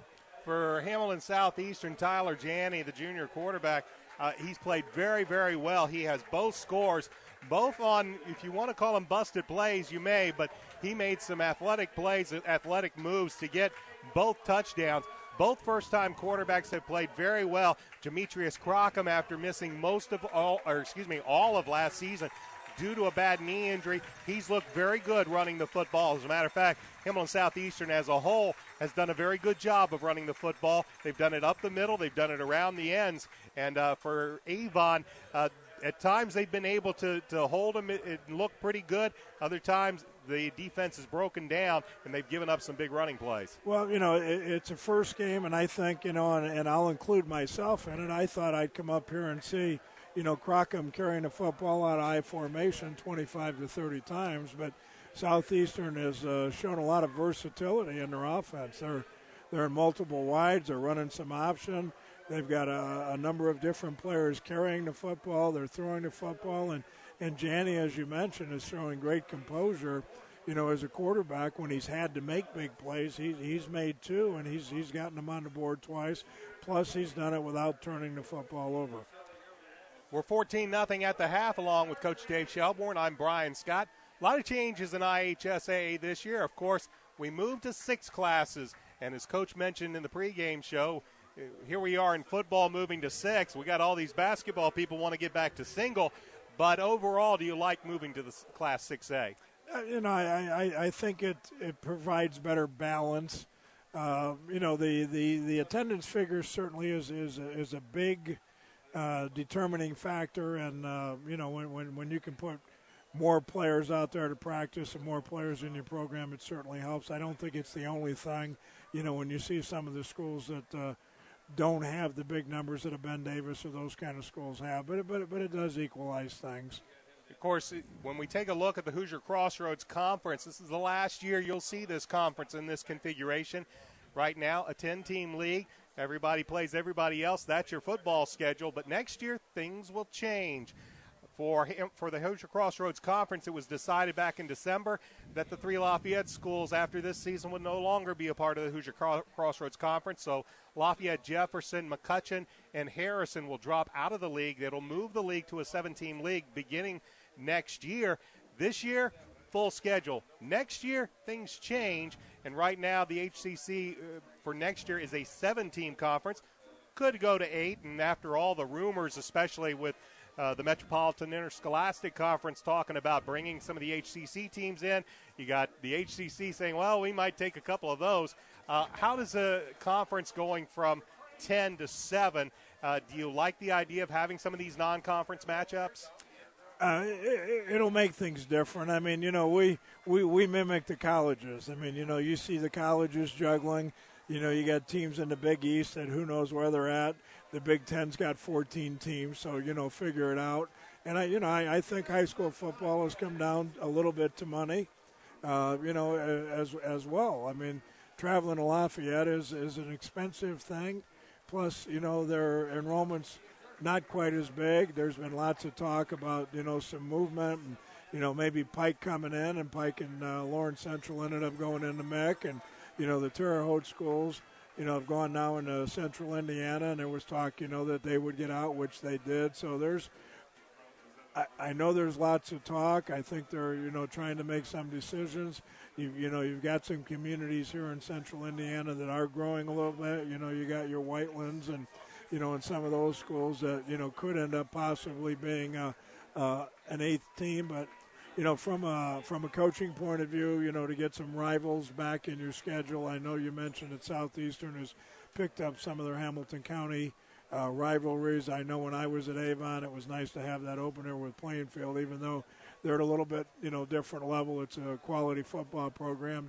Brian does a great job. And, the Avon and Plainfield people like to get together. Ben Davis is close, so I'm sure it will create some good matchups in the scheduling for the athletic directors. Of course, the Hoosier Crossroads Conference, with this move to 6A, they put 5 teams now in Class 6A, and then you've got with the move next year to the 7 schools, the other 2 schools being Zionsville and Westfield, they will still be in 5A. But you, like you said, you're starting to see these bigger enrollments. I think some of us were a little surprised. You see Noblesville get in, of course, into 6A. Some thought Zionsville might make it. They ended up, and it's kind of funny when you start looking at the breakdown of when it's only 10 kids that decided whether you got to 5A or 6A. As far as the Hoosier Crossroads Conference goes, for football, it does affect it. I think when you start talking, as you said, about money, football, it's a one game a week. But when you're talking basketball, volleyball, baseball, all these other schools where you're doing a lot of traveling, for Avon from the far north or far southwest side, it's a long trip to Lafayette. And for Hamilton Southeastern fans, that long trip up into Lafayette from here, it's not easy either. But this will be the last year. Southeastern, they're picking up, as Coach Scott May said earlier this week on the Coach's Podcast that you can hear every Monday on Audio Sports Online, as head coach Scott May and Robbie Kendall get together, tell you what happened last week and what's going on this week. During his podcast this week, he did mention that the Royals have already picked up the Carmel Greyhounds and North Central for next year's schedule. They're still looking for that third game. Meanwhile, Avon fans haven't heard what your schedule is going to be like, but you can listen to the Mark Bletch Coach's Podcast every Monday as well, as he and Rob Kendall get together. Also, for you fans in Hendricks County, I want to remind you of the McDonald's Hendricks County Sports Show. That is every Wednesday at Brownsburg and Avon area McDonald's. This past week, I had the pleasure of interviewing head coach Mark Bless, Avon Athletic Director Brad Holsinger, and offensive lineman Jake Higginbotham. And you can watch a podcast from audiosportsonline.net. Just go to the McDonald's Sports Show. Those shows can also be heard on Fridays at 5:30 before high school football on xrbradio.com. Our next McDonald's Hendricks County Sports Show will be this Wednesday. We will be at the Brownsburg McDonald's on Main Street. My guests for that show will be Brownsburg head football coach Brett Comer, Brownsburg athletic director Kelly Wagoner, as the Bulldogs, they open up their season against McCutcheon. We're going to take a quick timeout. We'll tell you quickly who's playing where in the Hoosier Crossroads Conference tonight and do a quick recap of the first half. This is high school football on ASO.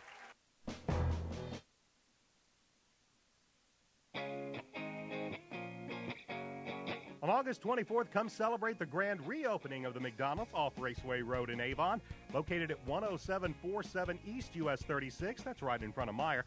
There will be huge giveaways, including 100 coupons for both free Egg McMuffins and free Big Macs for a year. They will also have 49-cent ice cream cones all day long and be giving away a $1,000 scholarship. Also, don't miss Ronald McDonald himself at 1:30. So come on out on August 24th to celebrate the grand reopening of the McDonald's in front of Meyer off Raceway Road in Avon. Reynolds Body Shop is a proud sponsor of Avon football broadcast. They are conveniently located at 4325 West Washington Street in Indianapolis, just 4 stoplights east of 465. Their phone is 317-243-2372, and they are open Monday through Friday from 7:30 a.m. to 5 p.m. Reynolds has been family-owned and operated for 30 years, specializing in collision repair. Reynolds Body Shop is also an insurance work specialist. Learn more about them on the web at www.reynoldsbodyshop.com.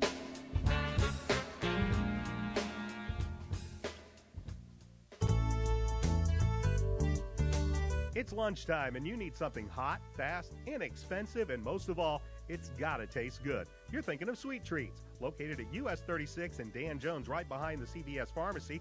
Choose from their lunch menu a Pub House Ale battered fish combo, Philly steak, or the giant tenderloin and fries combo, followed by a wide selection of desserts that includes ice cream and cupcakes. In a hurry, use the drive-thru or call ahead at 272-0100. Sweet treats at US 36 and Dan Jones in Avon.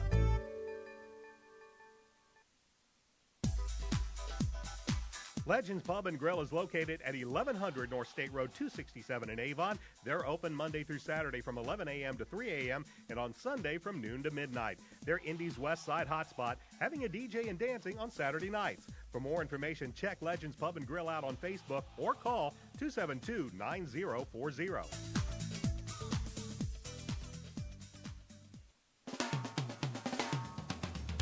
We'd like to say thanks to our friends at the Hendricks County Flyer that have helped make tonight's video webcast possible. Please check them out online as well as watch tonight's game at flyergroup.com.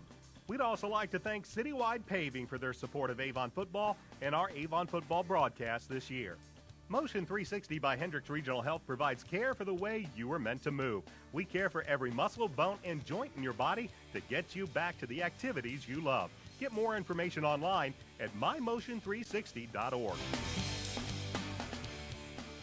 If you're Halftime at Hamilton Southeastern High School as the Avon Orioles and the Hamilton Southeastern Royals kick off the 2013 IHSAA football season. At the half, the Royals have the 14-0 lead.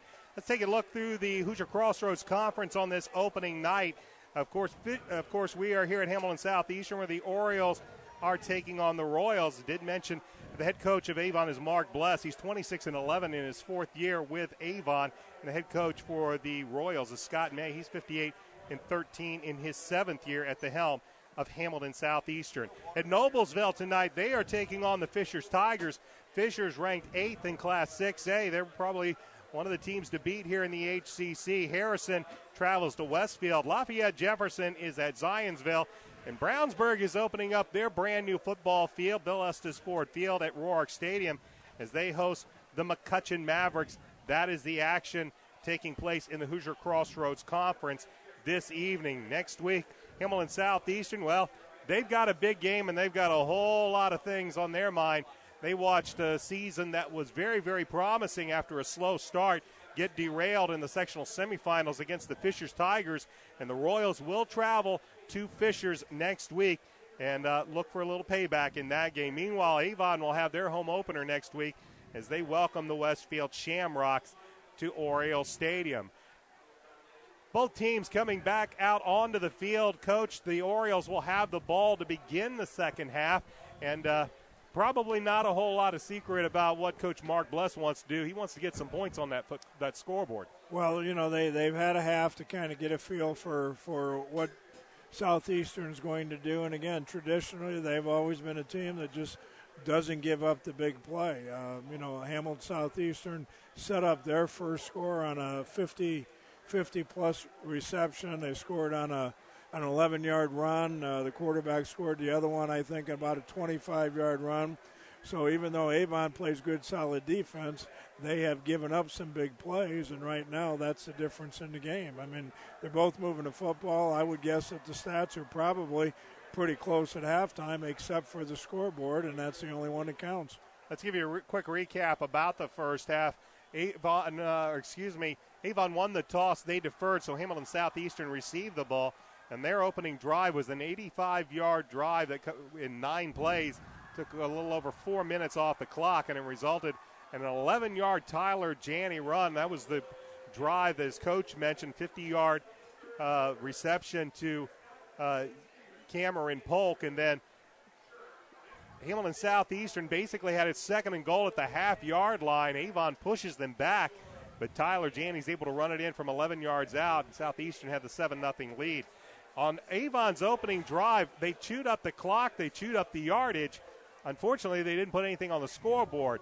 It was a 11-play drive, took over 5 minutes off the clock, but Alex Steffen's 20-yard field goal was just wide, and Avon is turned away. He's trailing 7-0. Hamilton Southeastern on their next drive, another long drive, 8 plays, 80 yards, and it ended in an 18-yard Tyler Janney run. Freddie Hoffman's point after was good, and that's where we stand at the moment, 14-0 in favor of Hamilton Southeastern. Avon will get the ball to begin the second half. And as we mentioned, Brandon Peters and Tyler Janney, the two starting quarterbacks in this game. For first game, they both have looked very, very good. And we'll see how they react here as we go into the second half. You know, both of them for opening games have shown good poise, no turnovers. They haven't forced the football. They've done a good job leading their team. Right now, Janney's made a couple of huge plays that have helped put his team on the board. But both quarterbacks have performed very well for the opening game, and really both teams, I think, for an opening game have performed very well. Not a lot of huge mistakes. There have been some good plays, but you know, I haven't seen many missed coverages. Not a lot of missed tackles. You know, the competition out here has been pretty good, and the difference has been the big plays. One of the stats that I used to keep when I was a head football coach was the number of plays over 20 yards, and we felt like if we had 4 a game, the likelihood of winning was pretty good. And right now I think Southeastern's done that, and Avon hasn't. Chris Kimbrough and Nick Aitchen back deep for the Orioles as Brady Hoffman will kick this one away to begin second half action. 14-0 in favor of Hamilton Southeastern as Hoffman marches it off, and Aitchen and Kimbrough wait. Hoffman puts a foot into it, and he'll kick it deep. Aitchen will take it at about the 2. He will run up to the 10, to about the 20, looks to make a move, and then he is leveled, and a penalty flag comes in, and still laying on the ground after making that tackle. Cannot get the number. He laid a hit on Nick Aitchen, but still down on the ground is the Hamilton Southeastern player. We'll try to get you the name in just a moment. We're going to take a timeout. This is high school football on ASO. If you're a business owner with or without employees, you're probably wondering about your payroll. Is it being prepared correctly? Are the right amount of taxes being taken out? What about child support, workman's comp, auditing, unemployment, Social Security, local taxes, payroll deductions? It can be a bit overwhelming, but we've got the answer for you. The Payroll Department Incorporated. We'll take care of all those payroll headaches and manage any unique deductions that apply to your company. We offer several ways to submit your payroll and provide you with customized timesheets for reporting. The Payroll Department Incorporated, located at 701 North Green Street in Brownsburg. McNamara Florist is Indy's hometown florist since 1954, with 8 convenient locations, including the new Avon store on Rockville Road. McNamara Florist is famous for our floral designs for all occasions that help our clients express their emotions through flowers. Visit McNamara Florist for outstanding personal service and to select from the renowned home decor merchandising, including stunning Christmas classics.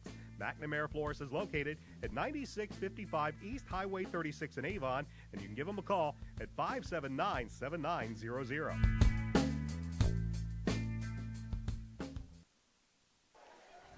Running off the field for Hamilton Southeastern was Colin Miller. He was down for quite a long time, but he gets back up and walks off under his own power. So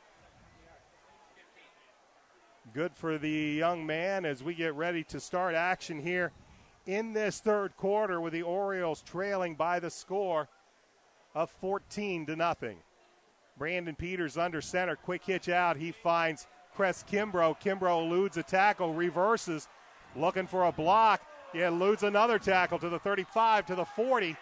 He will get to about the 49 where he's finally brought down. Play was designed to come near side. Kimbrough eluded a pair of Royals before being able to reverse it and pick up a nice gain up to the Oriole 49. Well, those are the kinds of plays big-time players are supposed to make. You're right. It wasn't designed that way. Southeastern stopped the play. He reversed his field. He had enough quickness to get around the corner. Avon adjusted, made some key blocks, and that was a huge play to start the series.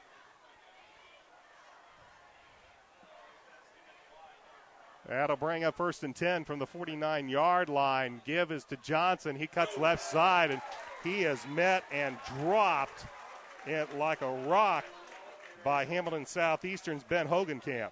Well, that's the safety. One of the things that Southeastern does in their defensive design is they bring 2 out of the secondary every time. So they're basically playing with, if you listen to the TV guys, 9 guys in the box. They're getting those extra guys up there to stop the run. And the Avon wide receiver missed the block. If he had made the block, it could have been a big gainer. Bloom to the left. That is Kimbrough to the right. I backfield behind Peters, looking over a 4-man front. Fakes the handoff. Peters drops back. Pressure comes. Long pass. He's looking for Kimbrough, and the pass is incomplete. There's a good indication of the arm of Brandon Peters, because he laid that one out a good 45 yards, and it was still just a little long for Cress Kimbrough. Actually laid it out there the way you're taught. You want to overthrow that a little bit and give the receiver a chance to run to it.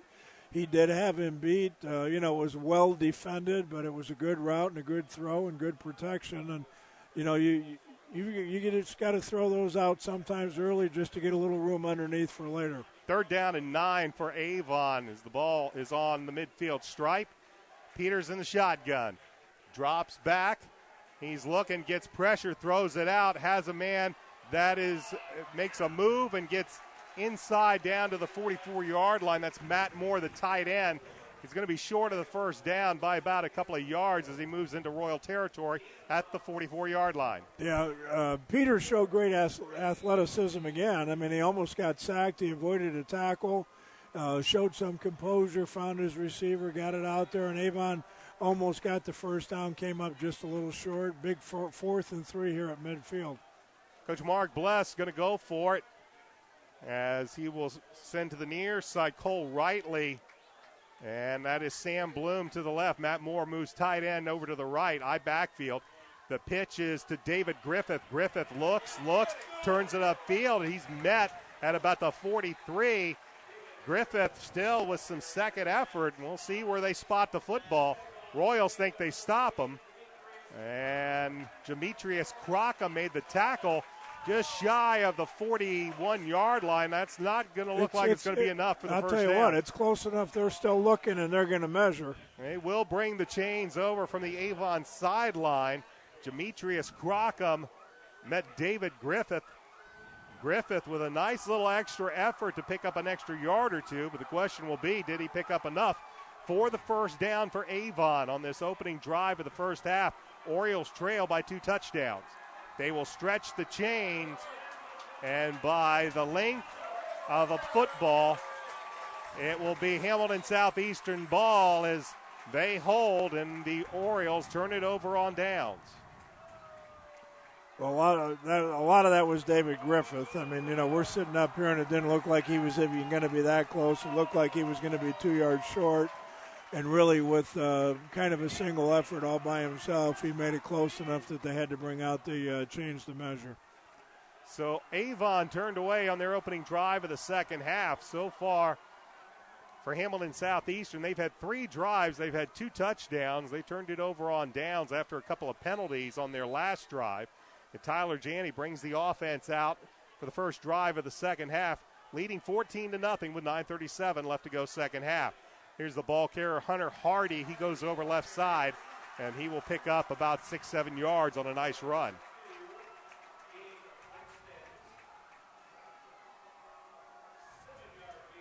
Seven-yard gain for Hunter Hardy on the opening drive for the Royals in this 2nd half. As the ball will be spotted at Hamilton Southeastern's 48-yard line, 9:09 left to go 3rd quarter. 3 wideouts in the pattern as Tyler Janney will work out of the shotgun. He'll have Hardy to his left. Here's the snap, fires over the left side. This is Polk. Polk with some running room to the 40, to the 30, to the 20. He'll take it all the way in for the score. A 52-yard touchdown reception from Tyler Janney to Cameron Polk. Well, good call, little pick screen. Brought the outside receiver back, took the inside receiver and blocked the corner, and then it was just a matter of trying to get your quality athlete out in the open field and let him make the play, and that's exactly what he did. Avon had him dead to rights in the open field, and he just ran through the tackle for the touchdown. Cameron Polk on the 52-yard touchdown reception. Here's Brady Hoffman for the point after. The kick is up, and the kick is good. 8:50 left to go in this third quarter. Hamilton Southeastern takes a 21-0 lead over the Avon Orioles. This is high school football on ASO. Did you know that Nelson Jewelers in Brownsburg has been serving Hendricks County and the west side of Indianapolis with an extensive selection of finer diamonds and gemstones since 1958? Nelson Jewelers is a family-owned jewelry store specializing in unique jewelry, jewelry repair, appraisals, and watch repair. Nelson Jewelers is conveniently located in downtown Brownsburg, across from the Hendricks County Bank. Visit Nelson Jewelers for all your jewelry needs at 22 East Main Street in Brownsburg and online at www.nelsonjewelers.com. Nelson Jewelers, a little out of the way, very much out of the ordinary. For the second time in this contest, Cameron Polk has come up with a big reception. Last time it was a 50-yard reception that extended a drive for Hamilton Southeastern, led to their first touchdown. This one, he does it all by himself. He gets a little screen pass to the left, and he runs it 52 yards as Tyler Janney and Cameron Polk extend the Hamilton Southeastern lead to 21-0. Coach mentioning at the break, this has been a big play game, and right now all those big plays favor the blue-clad Hamilton Southeastern Royals. Brady Hoffman is set to kick back deep. Cress Kimbrough, Nick Aitchen for Avon. Orioles now find themselves in a hole, 21-0 with 8:50 remaining in the third quarter. Hoffman will give a run up. Here's the kick. He will kick it deep. It'll be taken by Kimbrough. He'll look for some room around the right side, and he will get popped just shy of the 20-yard line. And it's coming up off of the pile. Looks like DJ Tyler among others. And once again, for Avon, field position, they don't know much about it because they've pretty much started every drive around the 20-yard line. Yeah, it's been tough, and you don't want to totally get away from your game plan here, but they're three scores down. They're going to have to open it up here a little bit, try to create some big plays, and probably throw the football a little bit more than they have been. Brandon Peters will work out of the gun as he's flanked left and right. He'll look over a four-man front, and he will fake the handoff to Schall. He'll roll to the right, and he will now throw it downfield. He has Cress Kimbrough. Kimbrough with the catch, and he hangs on after the big hit at around the Avon 48-yard line. It's a pickup of 28 yards. I tell you what, you don't coach that kind of play. Brandon Peters avoided the rush, got himself outside, kept his composure, found the receiver, and just flat out laid that. That was a touch throw that he put in there 25 yards down the field, and it was a great catch by the receiver. The Avon line gave him time, but that's a big-time throw by Brandon Peters. Kimbrough able to hang on after getting hit hard, and it's 1st and 10. Here's David Schall looking for some room. It's a hole up to the 40, or down to the 40, down to about the 35-yard line.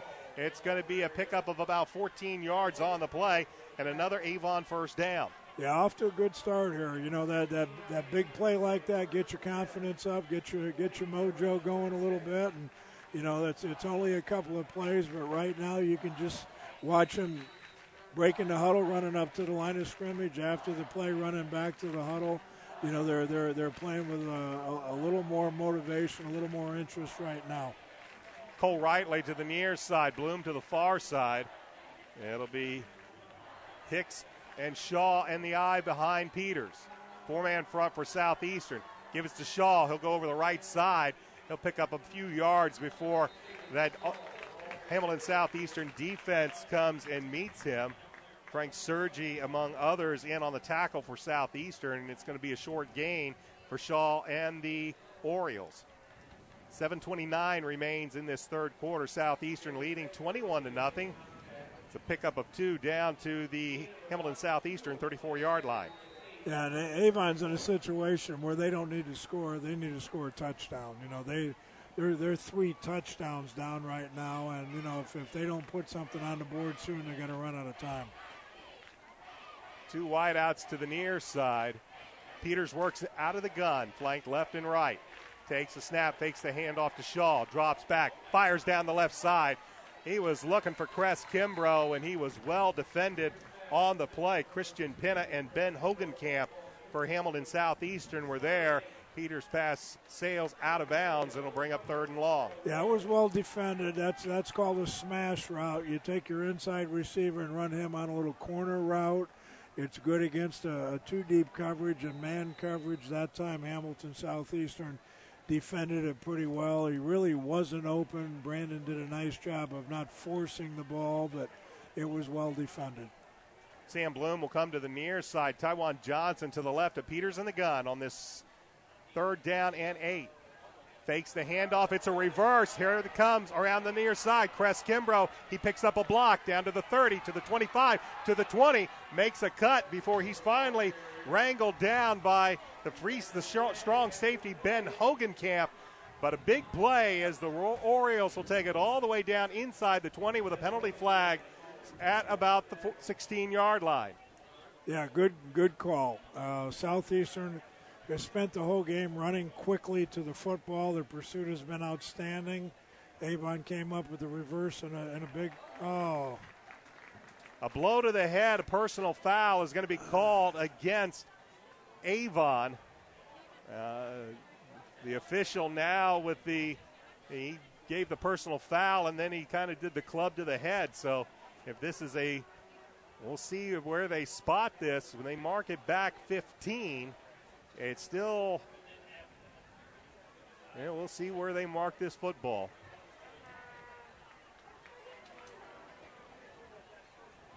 And it's going to be marked at the 28-yard line, and that will bring up 3rd and 2.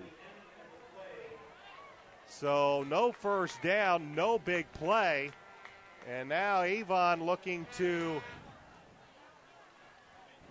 that they need to move the chains, but now we have the officials discussing this. This is 3rd down. I think they were wanting to make sure when the penalty was marked back, it did not give the Orioles the first down. Well, I'm not 100% sure on the rule, but I believe part of the discussion here is whether it occurred after the play was dead. If it's a dead ball foul, then that would be a first down for Avon, and then they would mark it back 15. And I think that's what they're discussing right now. If it's a live ball foul, then the current ruling is correct. If it's a dead ball foul, they would put it down at the mark, and they're going to call it a live ball foul. They would mark it where Kimbrough went down, and it'd be 1st and 25. But as it is, it's going to be 3rd and 2 as Peters will work out of the gun looking over a 4-man Southeastern front. Long count. Peters with a snap. Drops, fires, looking in the end zone. Long pass and knocked down as coverage on the play by DJ Tyler of Hamilton Southeastern.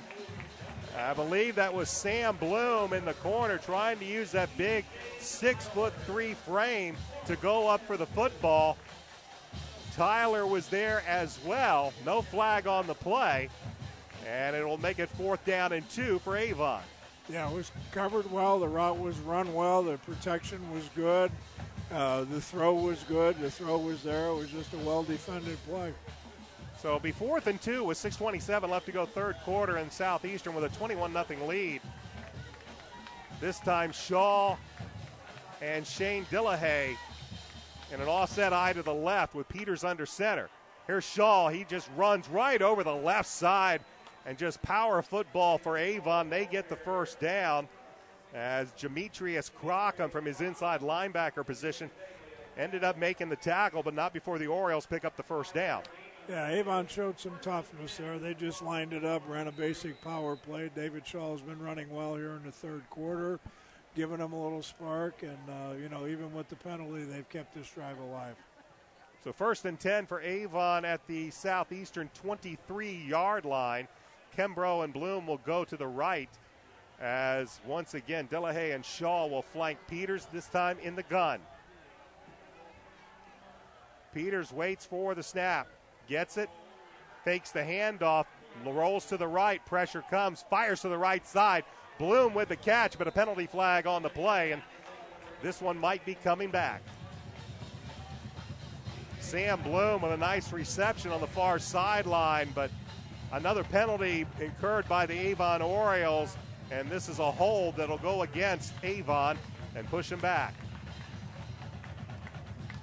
Once again, Peters with a nice play. Pressure came. He rolled out. He found big Sam Bloom on the far sideline, delivered a strike, but the protection trying to keep the Southeastern defenders off of Brandon Peters.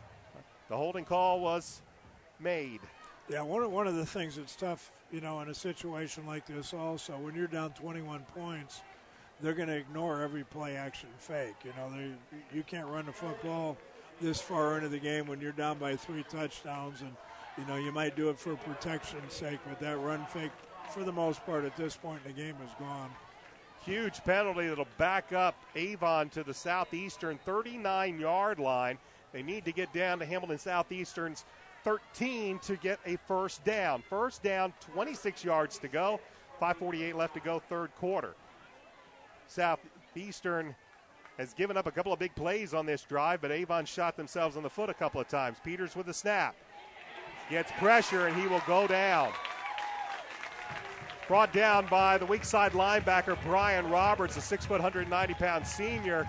And that time, not a whole lot Brandon Peters could do with some good pursuit by Brian Roberts. Yeah, Avon tried to send 3 guys deep. They've been playing a 2-deep secondary most of the game. And, if they can get a tight end or somebody down the middle of the field, they think they can get them open. It was well defended. They had all 3 receivers covered downfield, and Brandon did what he had to do and just, took the loss, didn't turn the ball over, and they'll come back here with another play. Well, Avon once again chewing up clock, but right now that's not in their favor, down by 3 scores. Here's the handoff. David Schall will go right up the middle, and he'll be met and dropped. Demetrius Crockham with the tackle. It's a short gain, and that's going to bring up 3rd and a half acre for Avon with 4:44 left to go in this third quarter, trailing 21-0. Ball will be spotted at Southeastern's 38-yard line. And again, for Avon, they have to get down to the Royals' 13-yard line to get a first down. Cole Rightly will come to the near side. Sam Bloom to the far side. Tywan Johnson to the right of Peters in the shotgun. Aitchen in the slot. Peters drops. Fires across the middle. That one's picked off. Fired it right across the middle where Jocko Alexa, the inside linebacker, just hauled it in, and he was brought down immediately by Nick Aitchen. But, Coach, as you said, nobody with any turnovers in the first half, and we have our first turnover here in the third quarter after Avon chews up a lot of clock. Well, a little tougher situation there. I mean, again, that's a little bit of inexperience. You're in a situation there when you've got 3rd and 27. Your linebackers know you're going to throw. Their drops are deeper. You're not holding them up in there with play action fake. It's not 1st and 10 when they might be running the football. He got a good deep drop, sat underneath the receiver, and made the interception. So Tyler Janney and the Southeastern offense return to the field up by 3 touchdowns. And they'll have the ball 1st and 10 at their own 28-yard line with 4:11 left to go third quarter. Janney drops, fires, passes incomplete. Gabe Laxton's in coverage over on the far side. Pass was intended for Cameron Polk. It'll bring up 2nd and 10. Well, they're up by 3 scores. They're still trying to make it happen. Pope has been their big play receiver tonight. They're still trying to get him the ball out there in the open field where he can make something happen. Polk this time will line up to the near side as Chris Ford will go out to the far side. Now Janney directing traffic. He'll send Austin Hogan to the far side and then put him right back over to the right. Clock down to 5. Janney with an eye backfield to give us to Crockham. He will go around the left side, stiff arms a man, and he will pick up about 5 yards on the play as he will take it up to the Royal 34-yard line. Well, you can throw the ball on 1st down and take some chances when you can come back on 2nd down and hand it to your big back. It was really pretty well defended, and he still ended up with a 6-yard gain. instead of being 3rd and 8, 3rd and 9, they're in a very manageable 3rd and 4 situation here right now. And, they with a 3-touchdown lead, they can do just about whatever they want as far as calling plays. High backfield with Ford and Crockham behind Tyler Janney on this 3rd and 4. Give us to Crockham. He'll come near side. Hill will cut it up. He will be met by Gabe Laxton's, and they will be shy of the first down as it looks like they'll spot the ball at the 38-yard line. They'll be shy by about 2 yards. Well, now they'll take it and move it to the 38-yard line, and they're going to bring the chains now. Looks like they got a really good spot on that play, and the officials are going to bring the chains over from the far side. So with 3:42 left to go in this 3rd quarter, Hamilton Southeastern leads Avon 21-0 for the Orioles. They've moved the ball well at times. The last drive shot themselves in the foot with a couple of penalties. For the most part, they are chewing up clock, and a favorable spot for Hamilton Southeastern will lead to a Royal first down to extend the drive. So a fresh set of downs for Southeastern with 3:42, as I said, remaining in this 3rd quarter. And Coach Scott May would like to see a nice long extended drive of their own to chew up more of this clock. They will go with more of a big set. Polk will be the wide out to the near side as Janney brings Kyle Schrank in motion. Now Schrank stops. The give is to Hunter Hardy, I believe. He will go straight up the middle, be met by a whole host of Avon defenders for a short gain. Gain of 2, 2nd and 8 for Southeastern as the clock moves. They're in no hurry. They're going to, as you mentioned, they want to run as much time off the clock. Yes, they'd like another score, but right now the clock is their biggest asset. Still got a whole quarter left, but Avon has been more methodical than they have been quick strike in this game as Polk is put in motion. And on the option, they flip it to Polk. And Polk cannot handle the pitch from Tyler Janney, and the Avon Orioles will fall on the football. And the big turnover this time is committed by Hamilton Southeastern. It was a quarterback option as he went down the line. He pitched it to Polk, trailing the play. The pitch was high, but Polk looked like he could have handled it. It slipped through his hands, and it ends up being a turnover, and the ball goes back to Avon at the Hamilton Southeastern 30-yard line with 2:42 left to go in the 3rd quarter. Yeah, that's a huge break for Avon. If they're going to have a chance to get back in the game, they're going to have to come up with a quick score right here. So Brandon Peters will work this time under center with backs in an eye. Handoff is to Schall. Schall looks for some room around the left side to the 25, to the 20, down to the 15, and he'll finally be ridden out of bounds.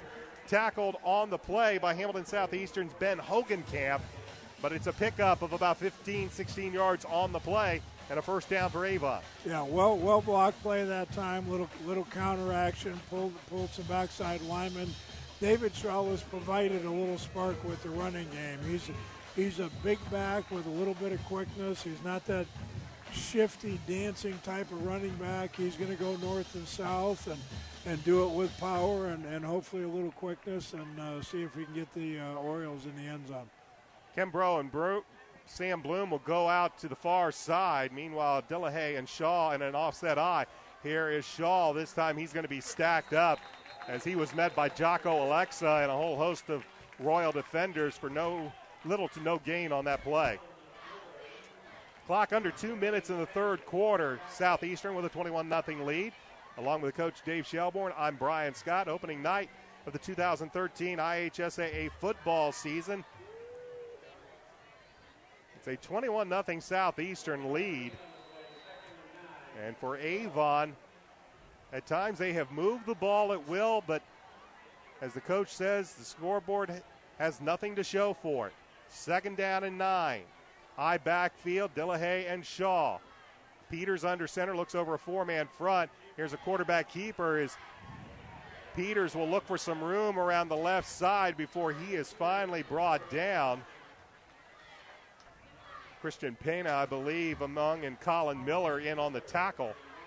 It's a pickup of about 4 yards on the play down inside the 10-yard line to the Southeastern 8. But it will bring up about a 3rd down and 5 as we are under a minute left to go in the third quarter.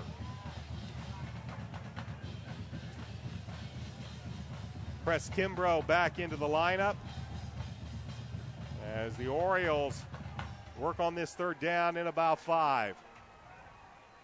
Kimbrough and Bloom to the far side. It'll be Delahaye and Schall flanking Peters in the gun. 5 down linemen on a 5-2 front. Here is the give or a keeper by Peters. He eludes one man, fires into the end zone. Touchdown down in the backside of the end zone to Sam Bloom on an 8-yard strike. Huge play. He should have been sacked. He avoided the contained rusher, got himself outside, bought himself all day to throw the football, and was able to find the open receiver. Sam Bloom running the back of the end zone. As Coach said, Peters, as he has done all game long, has shown a knack for being able to elude the defenders and strong enough to work out of it. Alex Steffen with a point after. The kick is up, and the kick is good. 23.1 seconds remain in the third quarter. Avon's on the board. They trail 21-7. Back with a kickoff. This is high school football on ASO.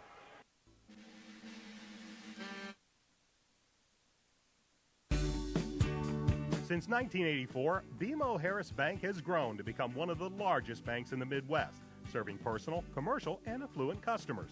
Located locally at 610 West Northfield Drive in Brownsburg, we thank them for their sponsorship of the Hendricks County Coaches Show.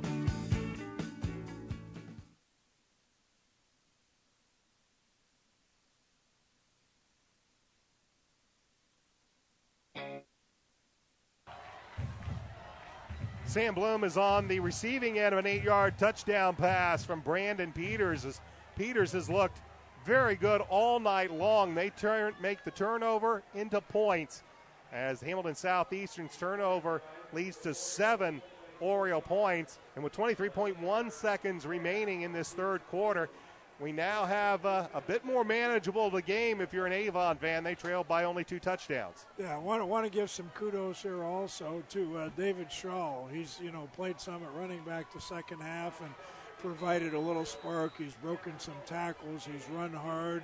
He's made a couple of key third down runs here, and that's helped open up the offense. And the offensive line, I think, has done a pretty good job all night long. Steffen kicks off and taking it at the 10. Up to the 25 to the 30, Demetrius Crockham. He'll take it all the way up to about the 33-yard line on a fine return. And Hamilton Southeastern with 17.7 seconds remaining in this third quarter. They will start this drive from their own 33-yard line up by the score of 21-7. So we'll see what Coach Scott May now does. He tried a bit of an option run that just backfired when Polk couldn't get the pitch. And Avon took it in for 7. They'll work with 4 wide receivers. Janney works under center. They'll bring Cameron Polk in motion. They will run the same play, except this time Janney will keep it himself and get a couple of yards. But the same play that resulted in a turnover the last time Southeastern has the ball, they run the same play again, except Janney, instead of pitching, just cut it up inside. I'm sure he has his reasons, but, in a game like this, if they have another turnover, Avon could get back in the game. So this must be a major part of their offense. They run the midline the entire game, which is just a quarterback option with the quarterback keep. But, to incorporate the pitch into it, that's something they've just started this half. That's the end of the third quarter. We'll move to the fourth with the Hamilton Southeastern Royals leading the Avon Orioles by the score 21-7. This is high school football on ASO. On August 24th, come celebrate the grand reopening of the McDonald's off Raceway Road in Avon, located at 10747 East US 36. That's right in front of Meyer. There will be huge giveaways, including 100 coupons for both free Egg McMuffins and free Big Macs for a year. They will also have 49-cent ice cream cones all day long and be giving away a $1,000 scholarship. Also, don't miss Ronald McDonald himself at 1:30. So come on out on August 24th to celebrate the grand reopening of the McDonald's in front of Meyer off Raceway Road in Avon. Reynolds Body Shop is a proud sponsor of Avon football broadcast. They are conveniently located at 4325 West Washington Street in Indianapolis, just 4 stoplights east of 465. Their phone is 317-243-2372, and they are open Monday through Friday from 7:30 a.m. to 5 p.m. Reynolds has been family-owned and operated for 30 years, specializing in collision repair. Reynolds Body Shop is also an insurance work specialist. Learn more about them on the web at www.reynoldsbodyshop.com.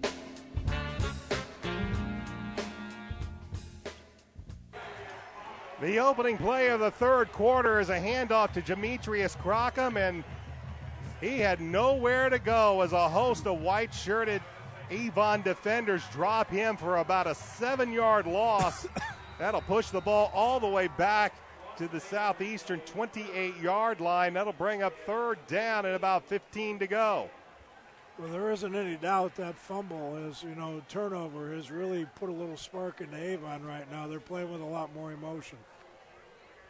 Third down, 15. As Janney drops, looks, gets a pressure.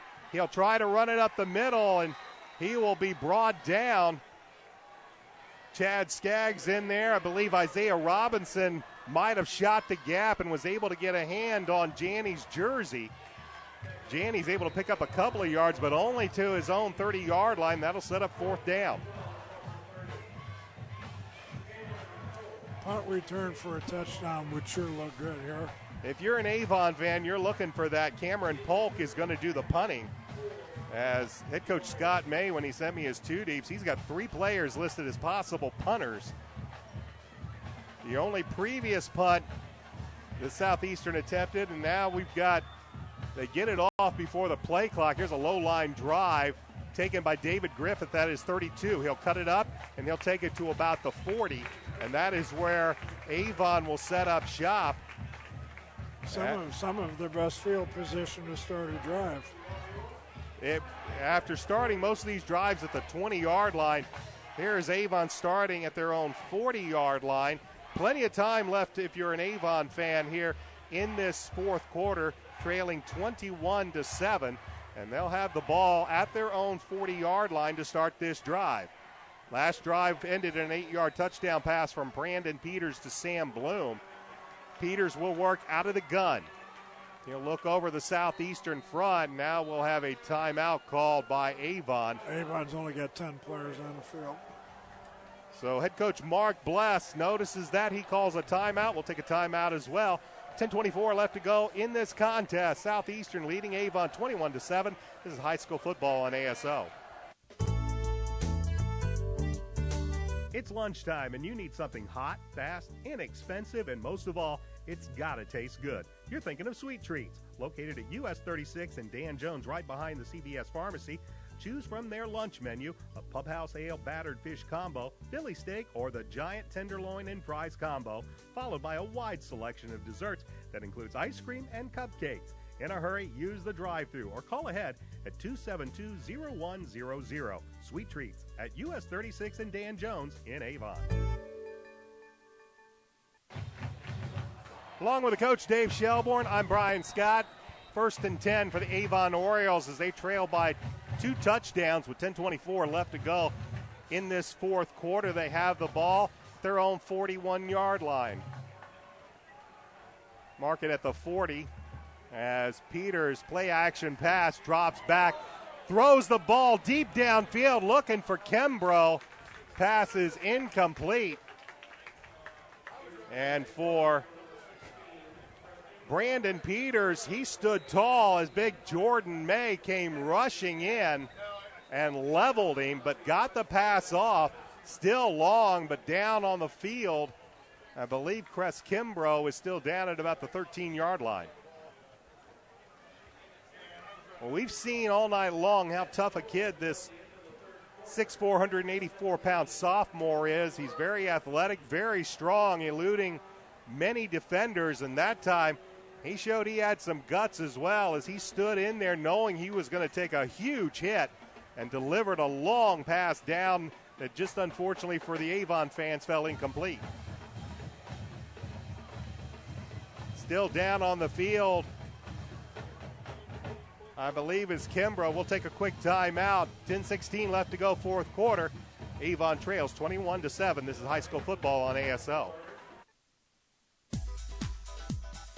Legends Pub and Grill is located at 1100 North State Road 267 in Avon. They're open Monday through Saturday from 11 a.m. to 3 a.m. and on Sunday from noon to midnight. They're Indy's West Side hotspot, having a DJ and dancing on Saturday nights. For more information, check Legends Pub and Grill out on Facebook or call 272-9040.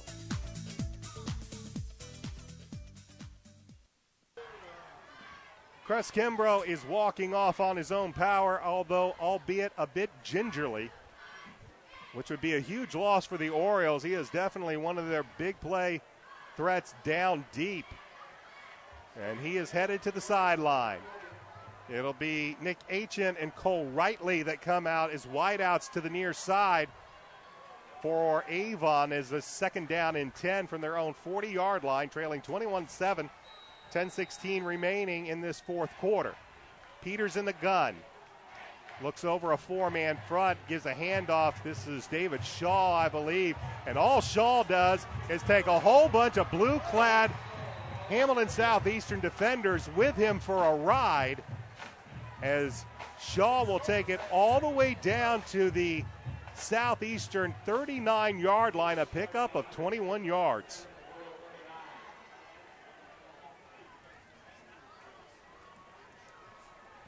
Big, strong runs as David Schall has come in. And they are riding him to some big yardage on the ground. Well, David's got a little quickness as well. He's just not that real shifty kid, but he'll run hard, and he's got some quickness. First and 10, here's a give, and being driven back, I believe, is David Schall. This time the Southeastern defense able to pursue and bring down Schall for no gain. 9:35 clock running. Ben Davis beat Cathedral tonight 26-20. So big win for the Ben Davis Giants. If you look in the Class 6A standings, the Metropolitan Interscholastic Conference, they are well represented. 8 teams, 7 of them in Class 6A. Brownsburg up 42-14 against McCutcheon. Peters out of the gun, pits it to Tywan Johnson. Johnson with some room, down to the 30, and down past the 25, down to the 24-yard line. Nice pickup of about 15 yards on the play, and another first down for Avon. Avon needing a touchdown on this drive. Still plenty of time left in this fourth quarter. And right now they're moving the ball in chunks. H and Bloom will go to the far side, Wrightley to the near side. David Griffith will go to the right of Brandon Peters in the gun on this first and 10 from the Southeastern 24-yard line. Peters give the give to Griffith. Griffith tried to cut it up inside, but very little running room right there as he is brought down. Tackled on the play by Chris Strickland of Hamilton Southeastern. It'll actually be a loss of about a yard, make it 2nd and 11 for the Orioles. Yeah, they're at a point in the game where they have to have their best athletes on the field. David is certainly, probably their best athlete at this point. He's got to be on the field. They need to have somebody make a big play. Cole Wrightley will go to the left, and that's Sam Bloom to the near side.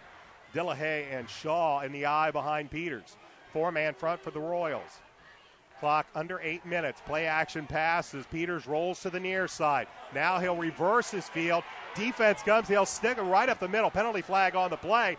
Brandon Peters will take it down to the 15-yard line, and let's shake all this out. Unfortunately, when you see a lot of reversing, you either get some type of hold and that's the call that's going to go against Avon. You've got to be impressed with Brandon Peters' athletic ability. He has shown it all night long with the ability to elude defenders, his strength and his running ability. This time as he came to the near side, he found nothing. He reversed his field, but that ended up with a hold being called against Avon. And once again, a good drive is going to get pushed back due to a penalty.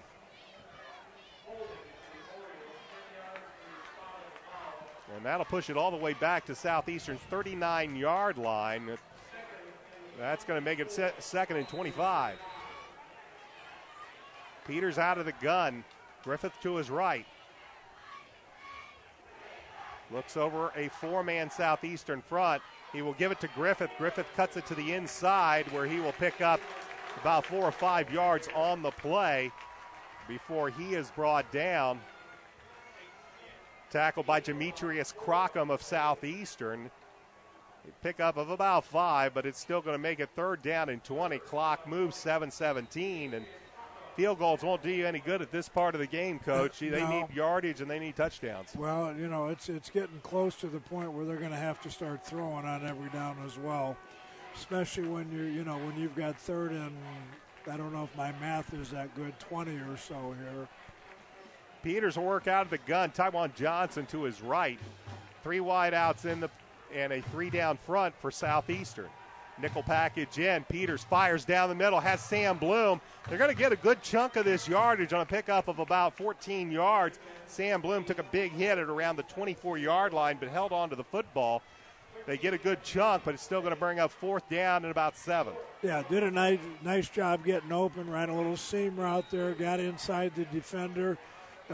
Peters put the ball on the money. The offensive line right now fighting in there very well, giving him time to make the throw, which is tough again because they're at a point where Southeastern knows they're going to be throwing the football on most plays, and with 4th and 8, more than likely the ball's going to be in the air here as well. Play clock down to 3 as Peters, and now head coach Scott May head coach Mark Bless with that clock running down. He's going to call a timeout, his second timeout of the half. And a big play coming up for Avon on this 4th and 7. We'll have it all for you right after this as high school football on ASO. We'd like to say thanks to our friends at the Hendricks County Flyer that have helped make tonight's video webcast possible. Please check them out online as well as watch tonight's game at flyergroup.com. We'd also like to thank Citywide Paving for their support of Avon football and our Avon football broadcast this year. Motion 360 by Hendricks Regional Health provides care for the way you were meant to move. We care for every muscle, bone, and joint in your body to get you back to the activities you love. Get more information online at mymotion360.org.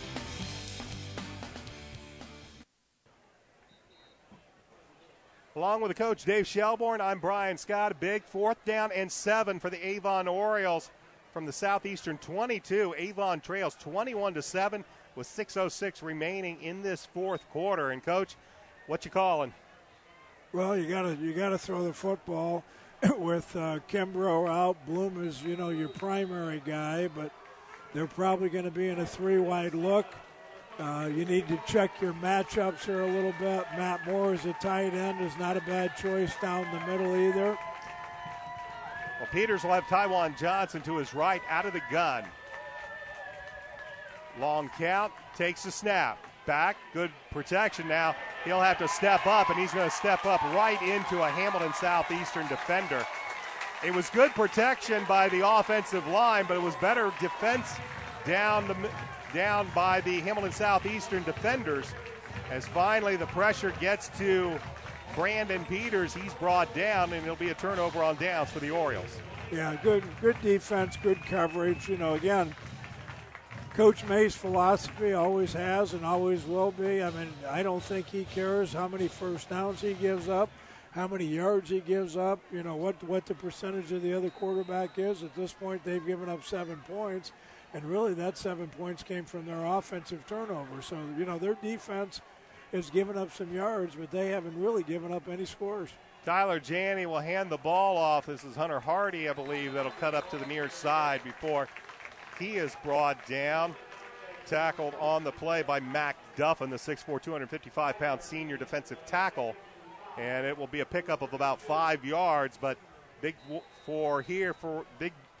thing here for Hamilton Southeastern. Clock is moving as they started this drive on their own 27-yard line, up 21-7. Clock moving, 5:28 left to go, fourth quarter. Yeah, Avon very much would like a 3-and-out here. The more first down Southeastern's able to get, the more they'll just run the clock out. High backfield behind Tyler Janney.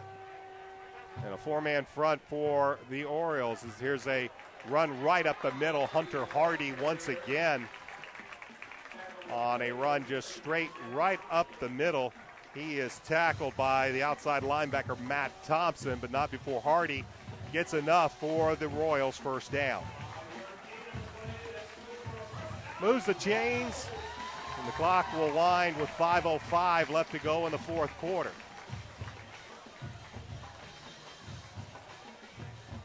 So Avon going more to a four-man front, knowing that right now Southeastern, all they want to do is run the football. Offset eye to the left, tight end right as Janney bends under center.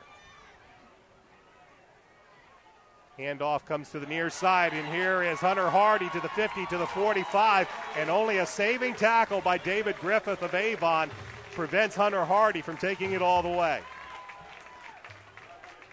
They're doing a nice job up front right now, just controlling things. Southeastern's got a couple of backs that have done a very, very nice job just kind of letting the blocking take place, finding the opening and making the cutback. And that time, other than the open field tackle by David Griffith, I thought he had it all. Hardy's run takes it into Avon territory at their Oriole 42-yard line. Once again, they'll line up this time offset eye to the right. They'll bring Polk in motion. And look, as Janney looks over a four-man front, give is to Hardy, and he's going to be brought down for little to no gain on a nice play by Joe Belden, the 6'3", 240-pound defensive end for the Orioles. No gain, but the clock continues to move as we prepare to go under 4 minutes left in this fourth quarter. Southeastern with a two-touchdown advantage at 21-7. And in no hurry to get these plays run. Chris Ford will move as a wide out to the far side. Polk comes near side. And Janney's going to work out of the gun this time with Hardy to his right. Four-man front. Orioles showing blitz. Janney takes the pass. Belden comes, fires downfield, and he had a wide open Chris Ford as the defender fell down, but couldn't hook up on the pass, and it'll bring up 3rd and 10. Yeah, we got a break there. I think our defense was surprised as I was that Southeastern came out throwing a football there. I thought they'd just run the ball and try to keep the clock moving because now the clock stops, but you know, I guess maybe with a 2-touchdown lead, they figure that they can still play around here a little bit and look at a couple of things and try to come up with the big score. 3rd and 10 for Southeastern at the Oriole 42-yard line. Once again, everybody shows blitz for Avon. Now they back out of it as Janney out of the gun, but this play will die as the penalty flags fly. And it looks like it'll be a false start or illegal procedure against Hamilton Southeastern. Pushes them back 5. And it'll bring up a 3rd and 15. Clock at 3:31 left to go in this fourth quarter. 2013 season kickoff of IHSAA football. I never thought of myself as a conservative coach, but I'm just really shocked that they're throwing a football here. How much would you like to do like in an opening game? You've had a scrimmage, but you've never had this type of game. You've got a 2-touchdown lead. Are you trying something in this first game? Well, the thing you're trying to do is win. And, you know.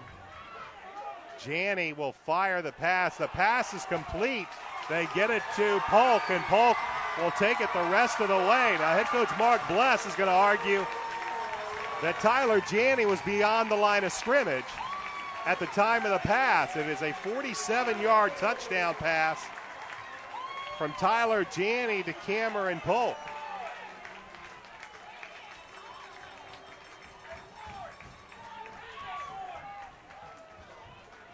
And they will set up for the point after as Brady Hoffman is on.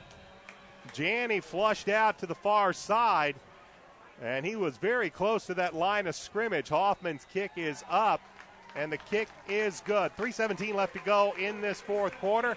Hamilton Southeastern with a commanding 28-7 lead. Back with a kickoff right after this. This is high school football on ASO.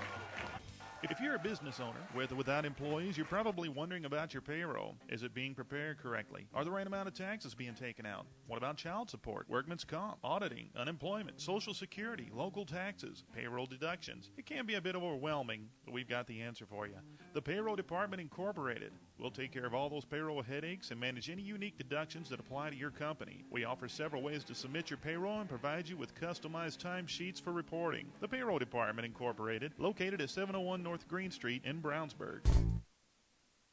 A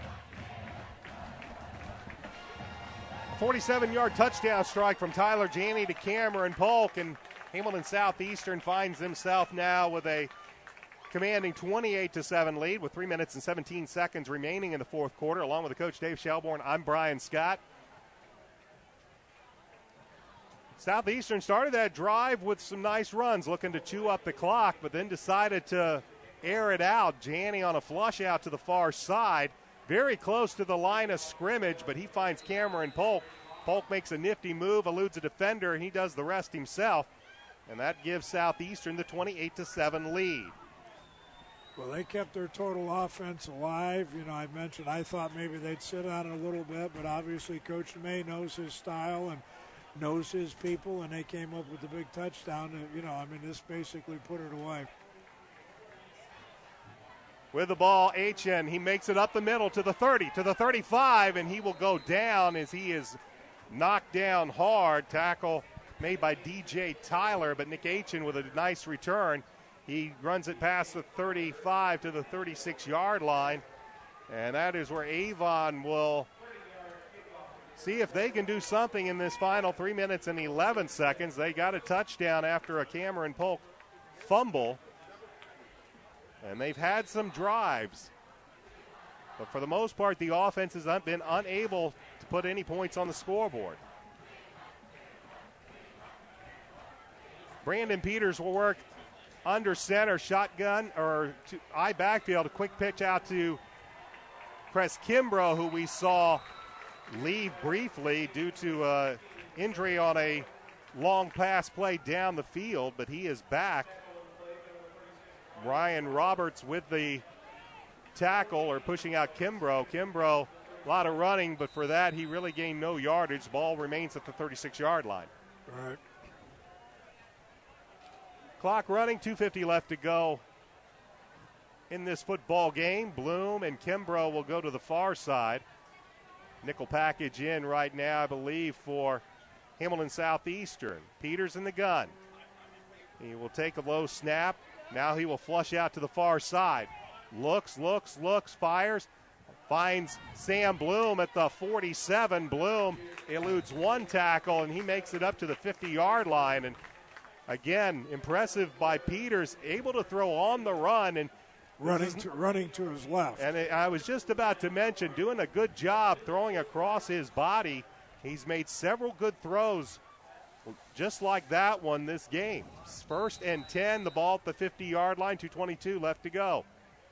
High backfield, Peters will give the ball, and heading straight up the field was, I believe, David Schall. Taiwan Johnson with a carry for Avon. Pickup of a couple of yards into Southeastern territory. Clock continues to run as we hit the 2-minute mark. And this 2nd and 8, and Avon going to the no huddle as they try to hurry up and put some points on the board here before this football game ends. Peters, again a low snap, rolls to his left. Pump fake, now here comes the pressure. Eludes one man, gets a block, gets another block, spins away to the 50, down to the 45-yard line. Got some nice blocks. Matt Moore delivered a nice block. I believe Shane Dillahay also with a nice block to allow Peters, after all that, instead of having a big loss, he actually gained about 4 yards on the play. That'll bring up 3rd down and 4 from the Royal 44-yard line. 1:18 left to go in the fourth quarter. 28-7, Southeastern with the lead. Peters in the gun, flanked left and right. Gets the snap. Nice protection, fires to the left. Sam Bloom, nice defense. As coming in to make the play was Lloyd Turner, a 6'2", 175-pound senior cornerback. He met Bloom as Bloom met the ball, jarred it loose, and it'll bring up 4th down. 1:03 left to go. Be nice for Avon to put one more up here, just to gain a little confidence going into the rest of the season. And their home opener next week with Westfield. They've moved the football. They've been a little bit inconsistent, but they've got those first game jitters out of the way, and hopefully the offense will be able to put some points up as the season moves on. 4th and 4 for Avon. Peters in the gun. Johnson to his right. Takes the snap. Gets protection. Now he has to move to his left. Eludes the defenders. Once again throws. Fires. He's got his man over there on the far sideline. Matt Moore comes up with a big catch to extend the drive and move the chains as Moore will take it to the Royal 33-yard line. Christian Pena with the tackle, and I believe he might be the man down there for Hamilton Southeastern at the 33-yard line. Once again, and it's something we see Brandon Peters, coach has mentioned it a couple of times. A lot of times right-handed quarterbacks, you like to see, they generally will want to roll out to the right side, be in a better position to square up and throw the ball. But Peters has really shown a knack for rolling left and delivering strikes. And does it very naturally. He doesn't look uncomfortable doing it at all. He's able to get his upper body around so he can put some zip on the ball. And I think he's shown, good composure, just kind of sitting back there, finding the receivers. He's not panicking. He's not looking to run. He's still making a look at play, and that's what to make a play, and that's what you have to do as a quarterback. At the same time, for the most part, I think the offensive line has done a pretty good job giving him some time. He's eluded a couple of rushers, but overall, they've done a good job giving him time to throw. Credit a lot to the Southeastern defenders, especially the defensive backs. And this time, Peters not going anywhere, is shooting the gap. I believe was Colin Miller, the weak side linebacker, is Peters for all of his elusiveness this game. That time, not much you can do when a 6'2", 215-pound linebacker is just shooting a gap and nailing you. 2nd down, 17 seconds remain. This will be the final play of the contest, more than likely. Peters drops back, long bomb. He's got a man, and that is just long. Well, if you're an Avon fan, you really got to like what Brandon Peters has shown. And even though the Orioles have not been able to put points on the board, he has shown a strong arm and great elusiveness. If you're a Hamilton Southeastern fan, Tyler Janney in that offense has really done a nice job tonight. Janney has improvised a couple of plays, gotten some touchdowns, and this Hamilton Southeastern defense has done a very, very nice job all game long. They haven't been able to get to Peters, but quite often they have been able to flush him out of the pocket. Here's a delayed draw to Tywan Johnson, a spin to the 30, to the 20. He eludes another one to the 15, to the 10, to the 5, and he is finally knocked out of bounds. But that is the final play of the contest as the Hamilton Southeastern Royals will win the season opener against the Avon Orioles by the score 28-7. We're going to take a quick timeout, back with some final thoughts as the high school football on ASO. McNamara Florist is Indy's hometown florist since 1954, with 8 convenient locations, including the new Avon store on Rockville Road. McNamara Florist is famous for our floral designs for all occasions that help our clients express their emotions through flowers. Visit McNamara Florist for outstanding personal service and to select from the renowned home decor merchandising, including stunning Christmas classics. McNamara Florist is located at 9655 East Highway 36 in Avon, and you can give them a call at 579-7900.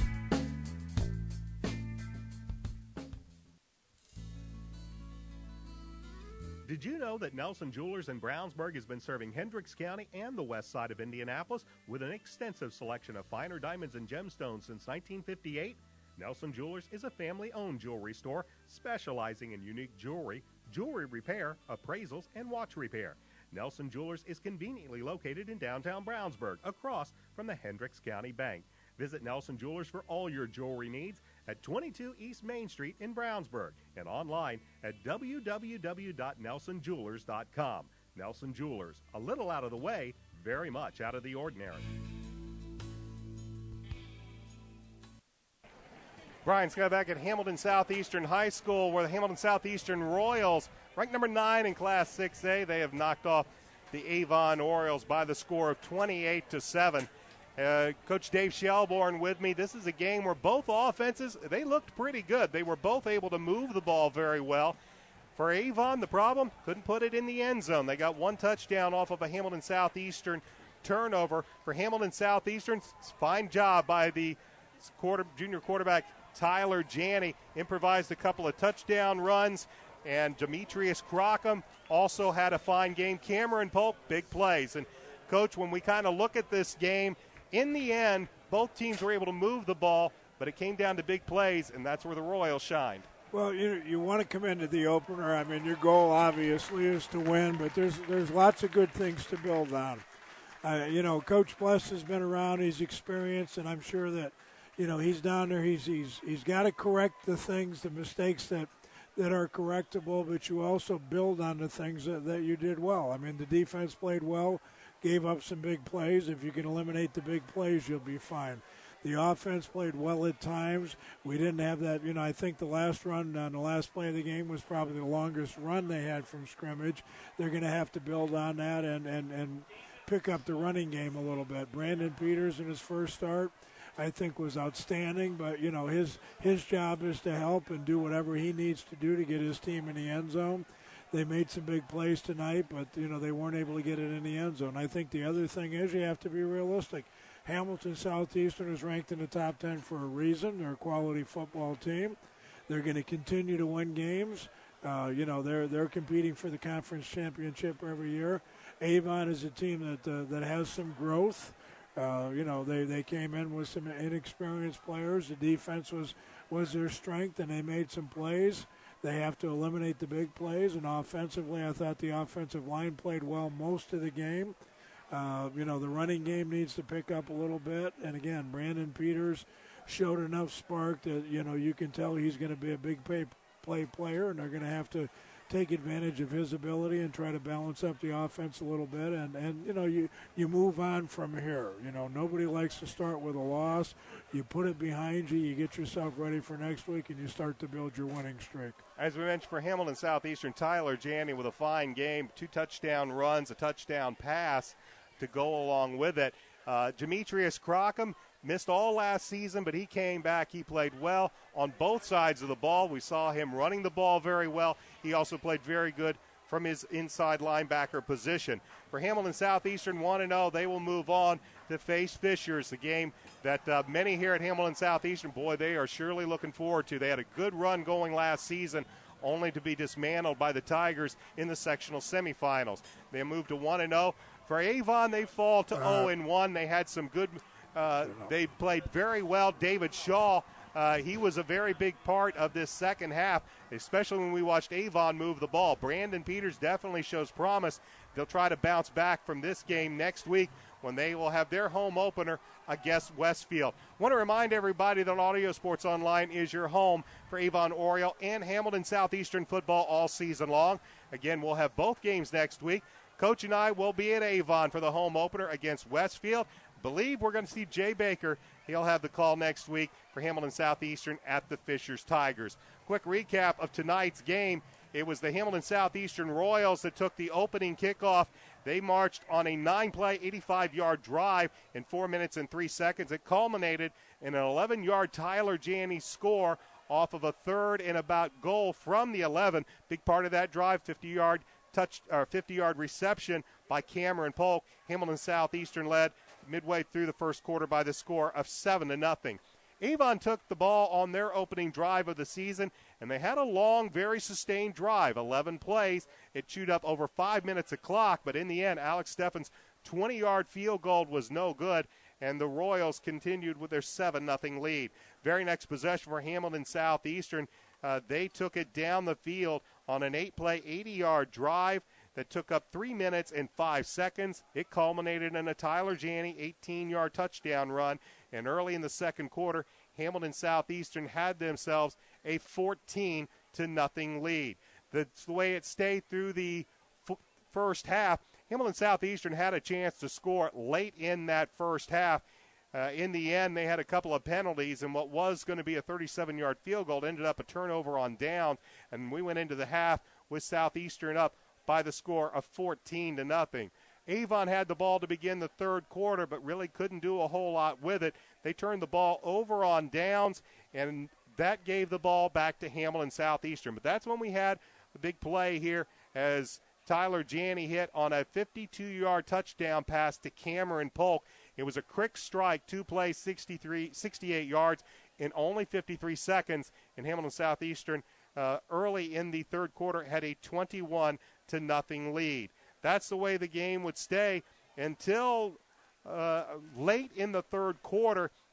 After an option pass, or after an option play, Tyler Janney pitched the ball to Cameron Polk. Polk fumbled the football. It was recovered by Avon. They would go on a 5-play, 30-yard drive in 2 minutes and 27 seconds. And on a nice play by Brandon Peters rolling to his right after being flushed out by the Southeastern defense, he found Sam Bloom running the back of the end zone for an 8-yard touchdown pass, and the Orioles were on the board 21-7. It would stay that way until midway through the fourth quarter when Hamilton Southeastern would finish up this game on a 47-yard touchdown pass from Tyler Janney to Cameron Polk, and that is our final score. Hamilton Southeastern wins this game 28-7. We'll be back on the air next week. As I mentioned, Coach Shelbourne and I will be at Avon as the Orioles open up against Westfield. And, again, you mentioned what Coach Bless is going to look for. Good drives, good sustain, but got to finish them. Coach Bless is a pro. He's not a rookie. You don't like to come out here and lose, but he's done a great job with the football program. Our kids are well coached. They play hard. They're going to do the right things. He's going to know, when to chew on them and how to make corrections, but he's also going to build on the positives and move forward. That's what you do with, with a good football staff, and he's certainly got one, and Avon's got a good, strong football program that's only going to continue to get better. All right, that's our game for you tonight.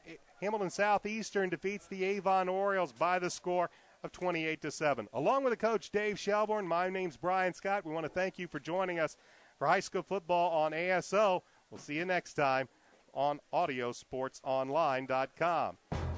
I want to thank our sponsors for tonight's game. That's McDonald's, the Hendricks County Flyer, Reynolds Body Shop, Legends Pub and Grill, McNamara Florist, the Payroll Department, the Avon BMO Harris Bank, and Citywide Paving.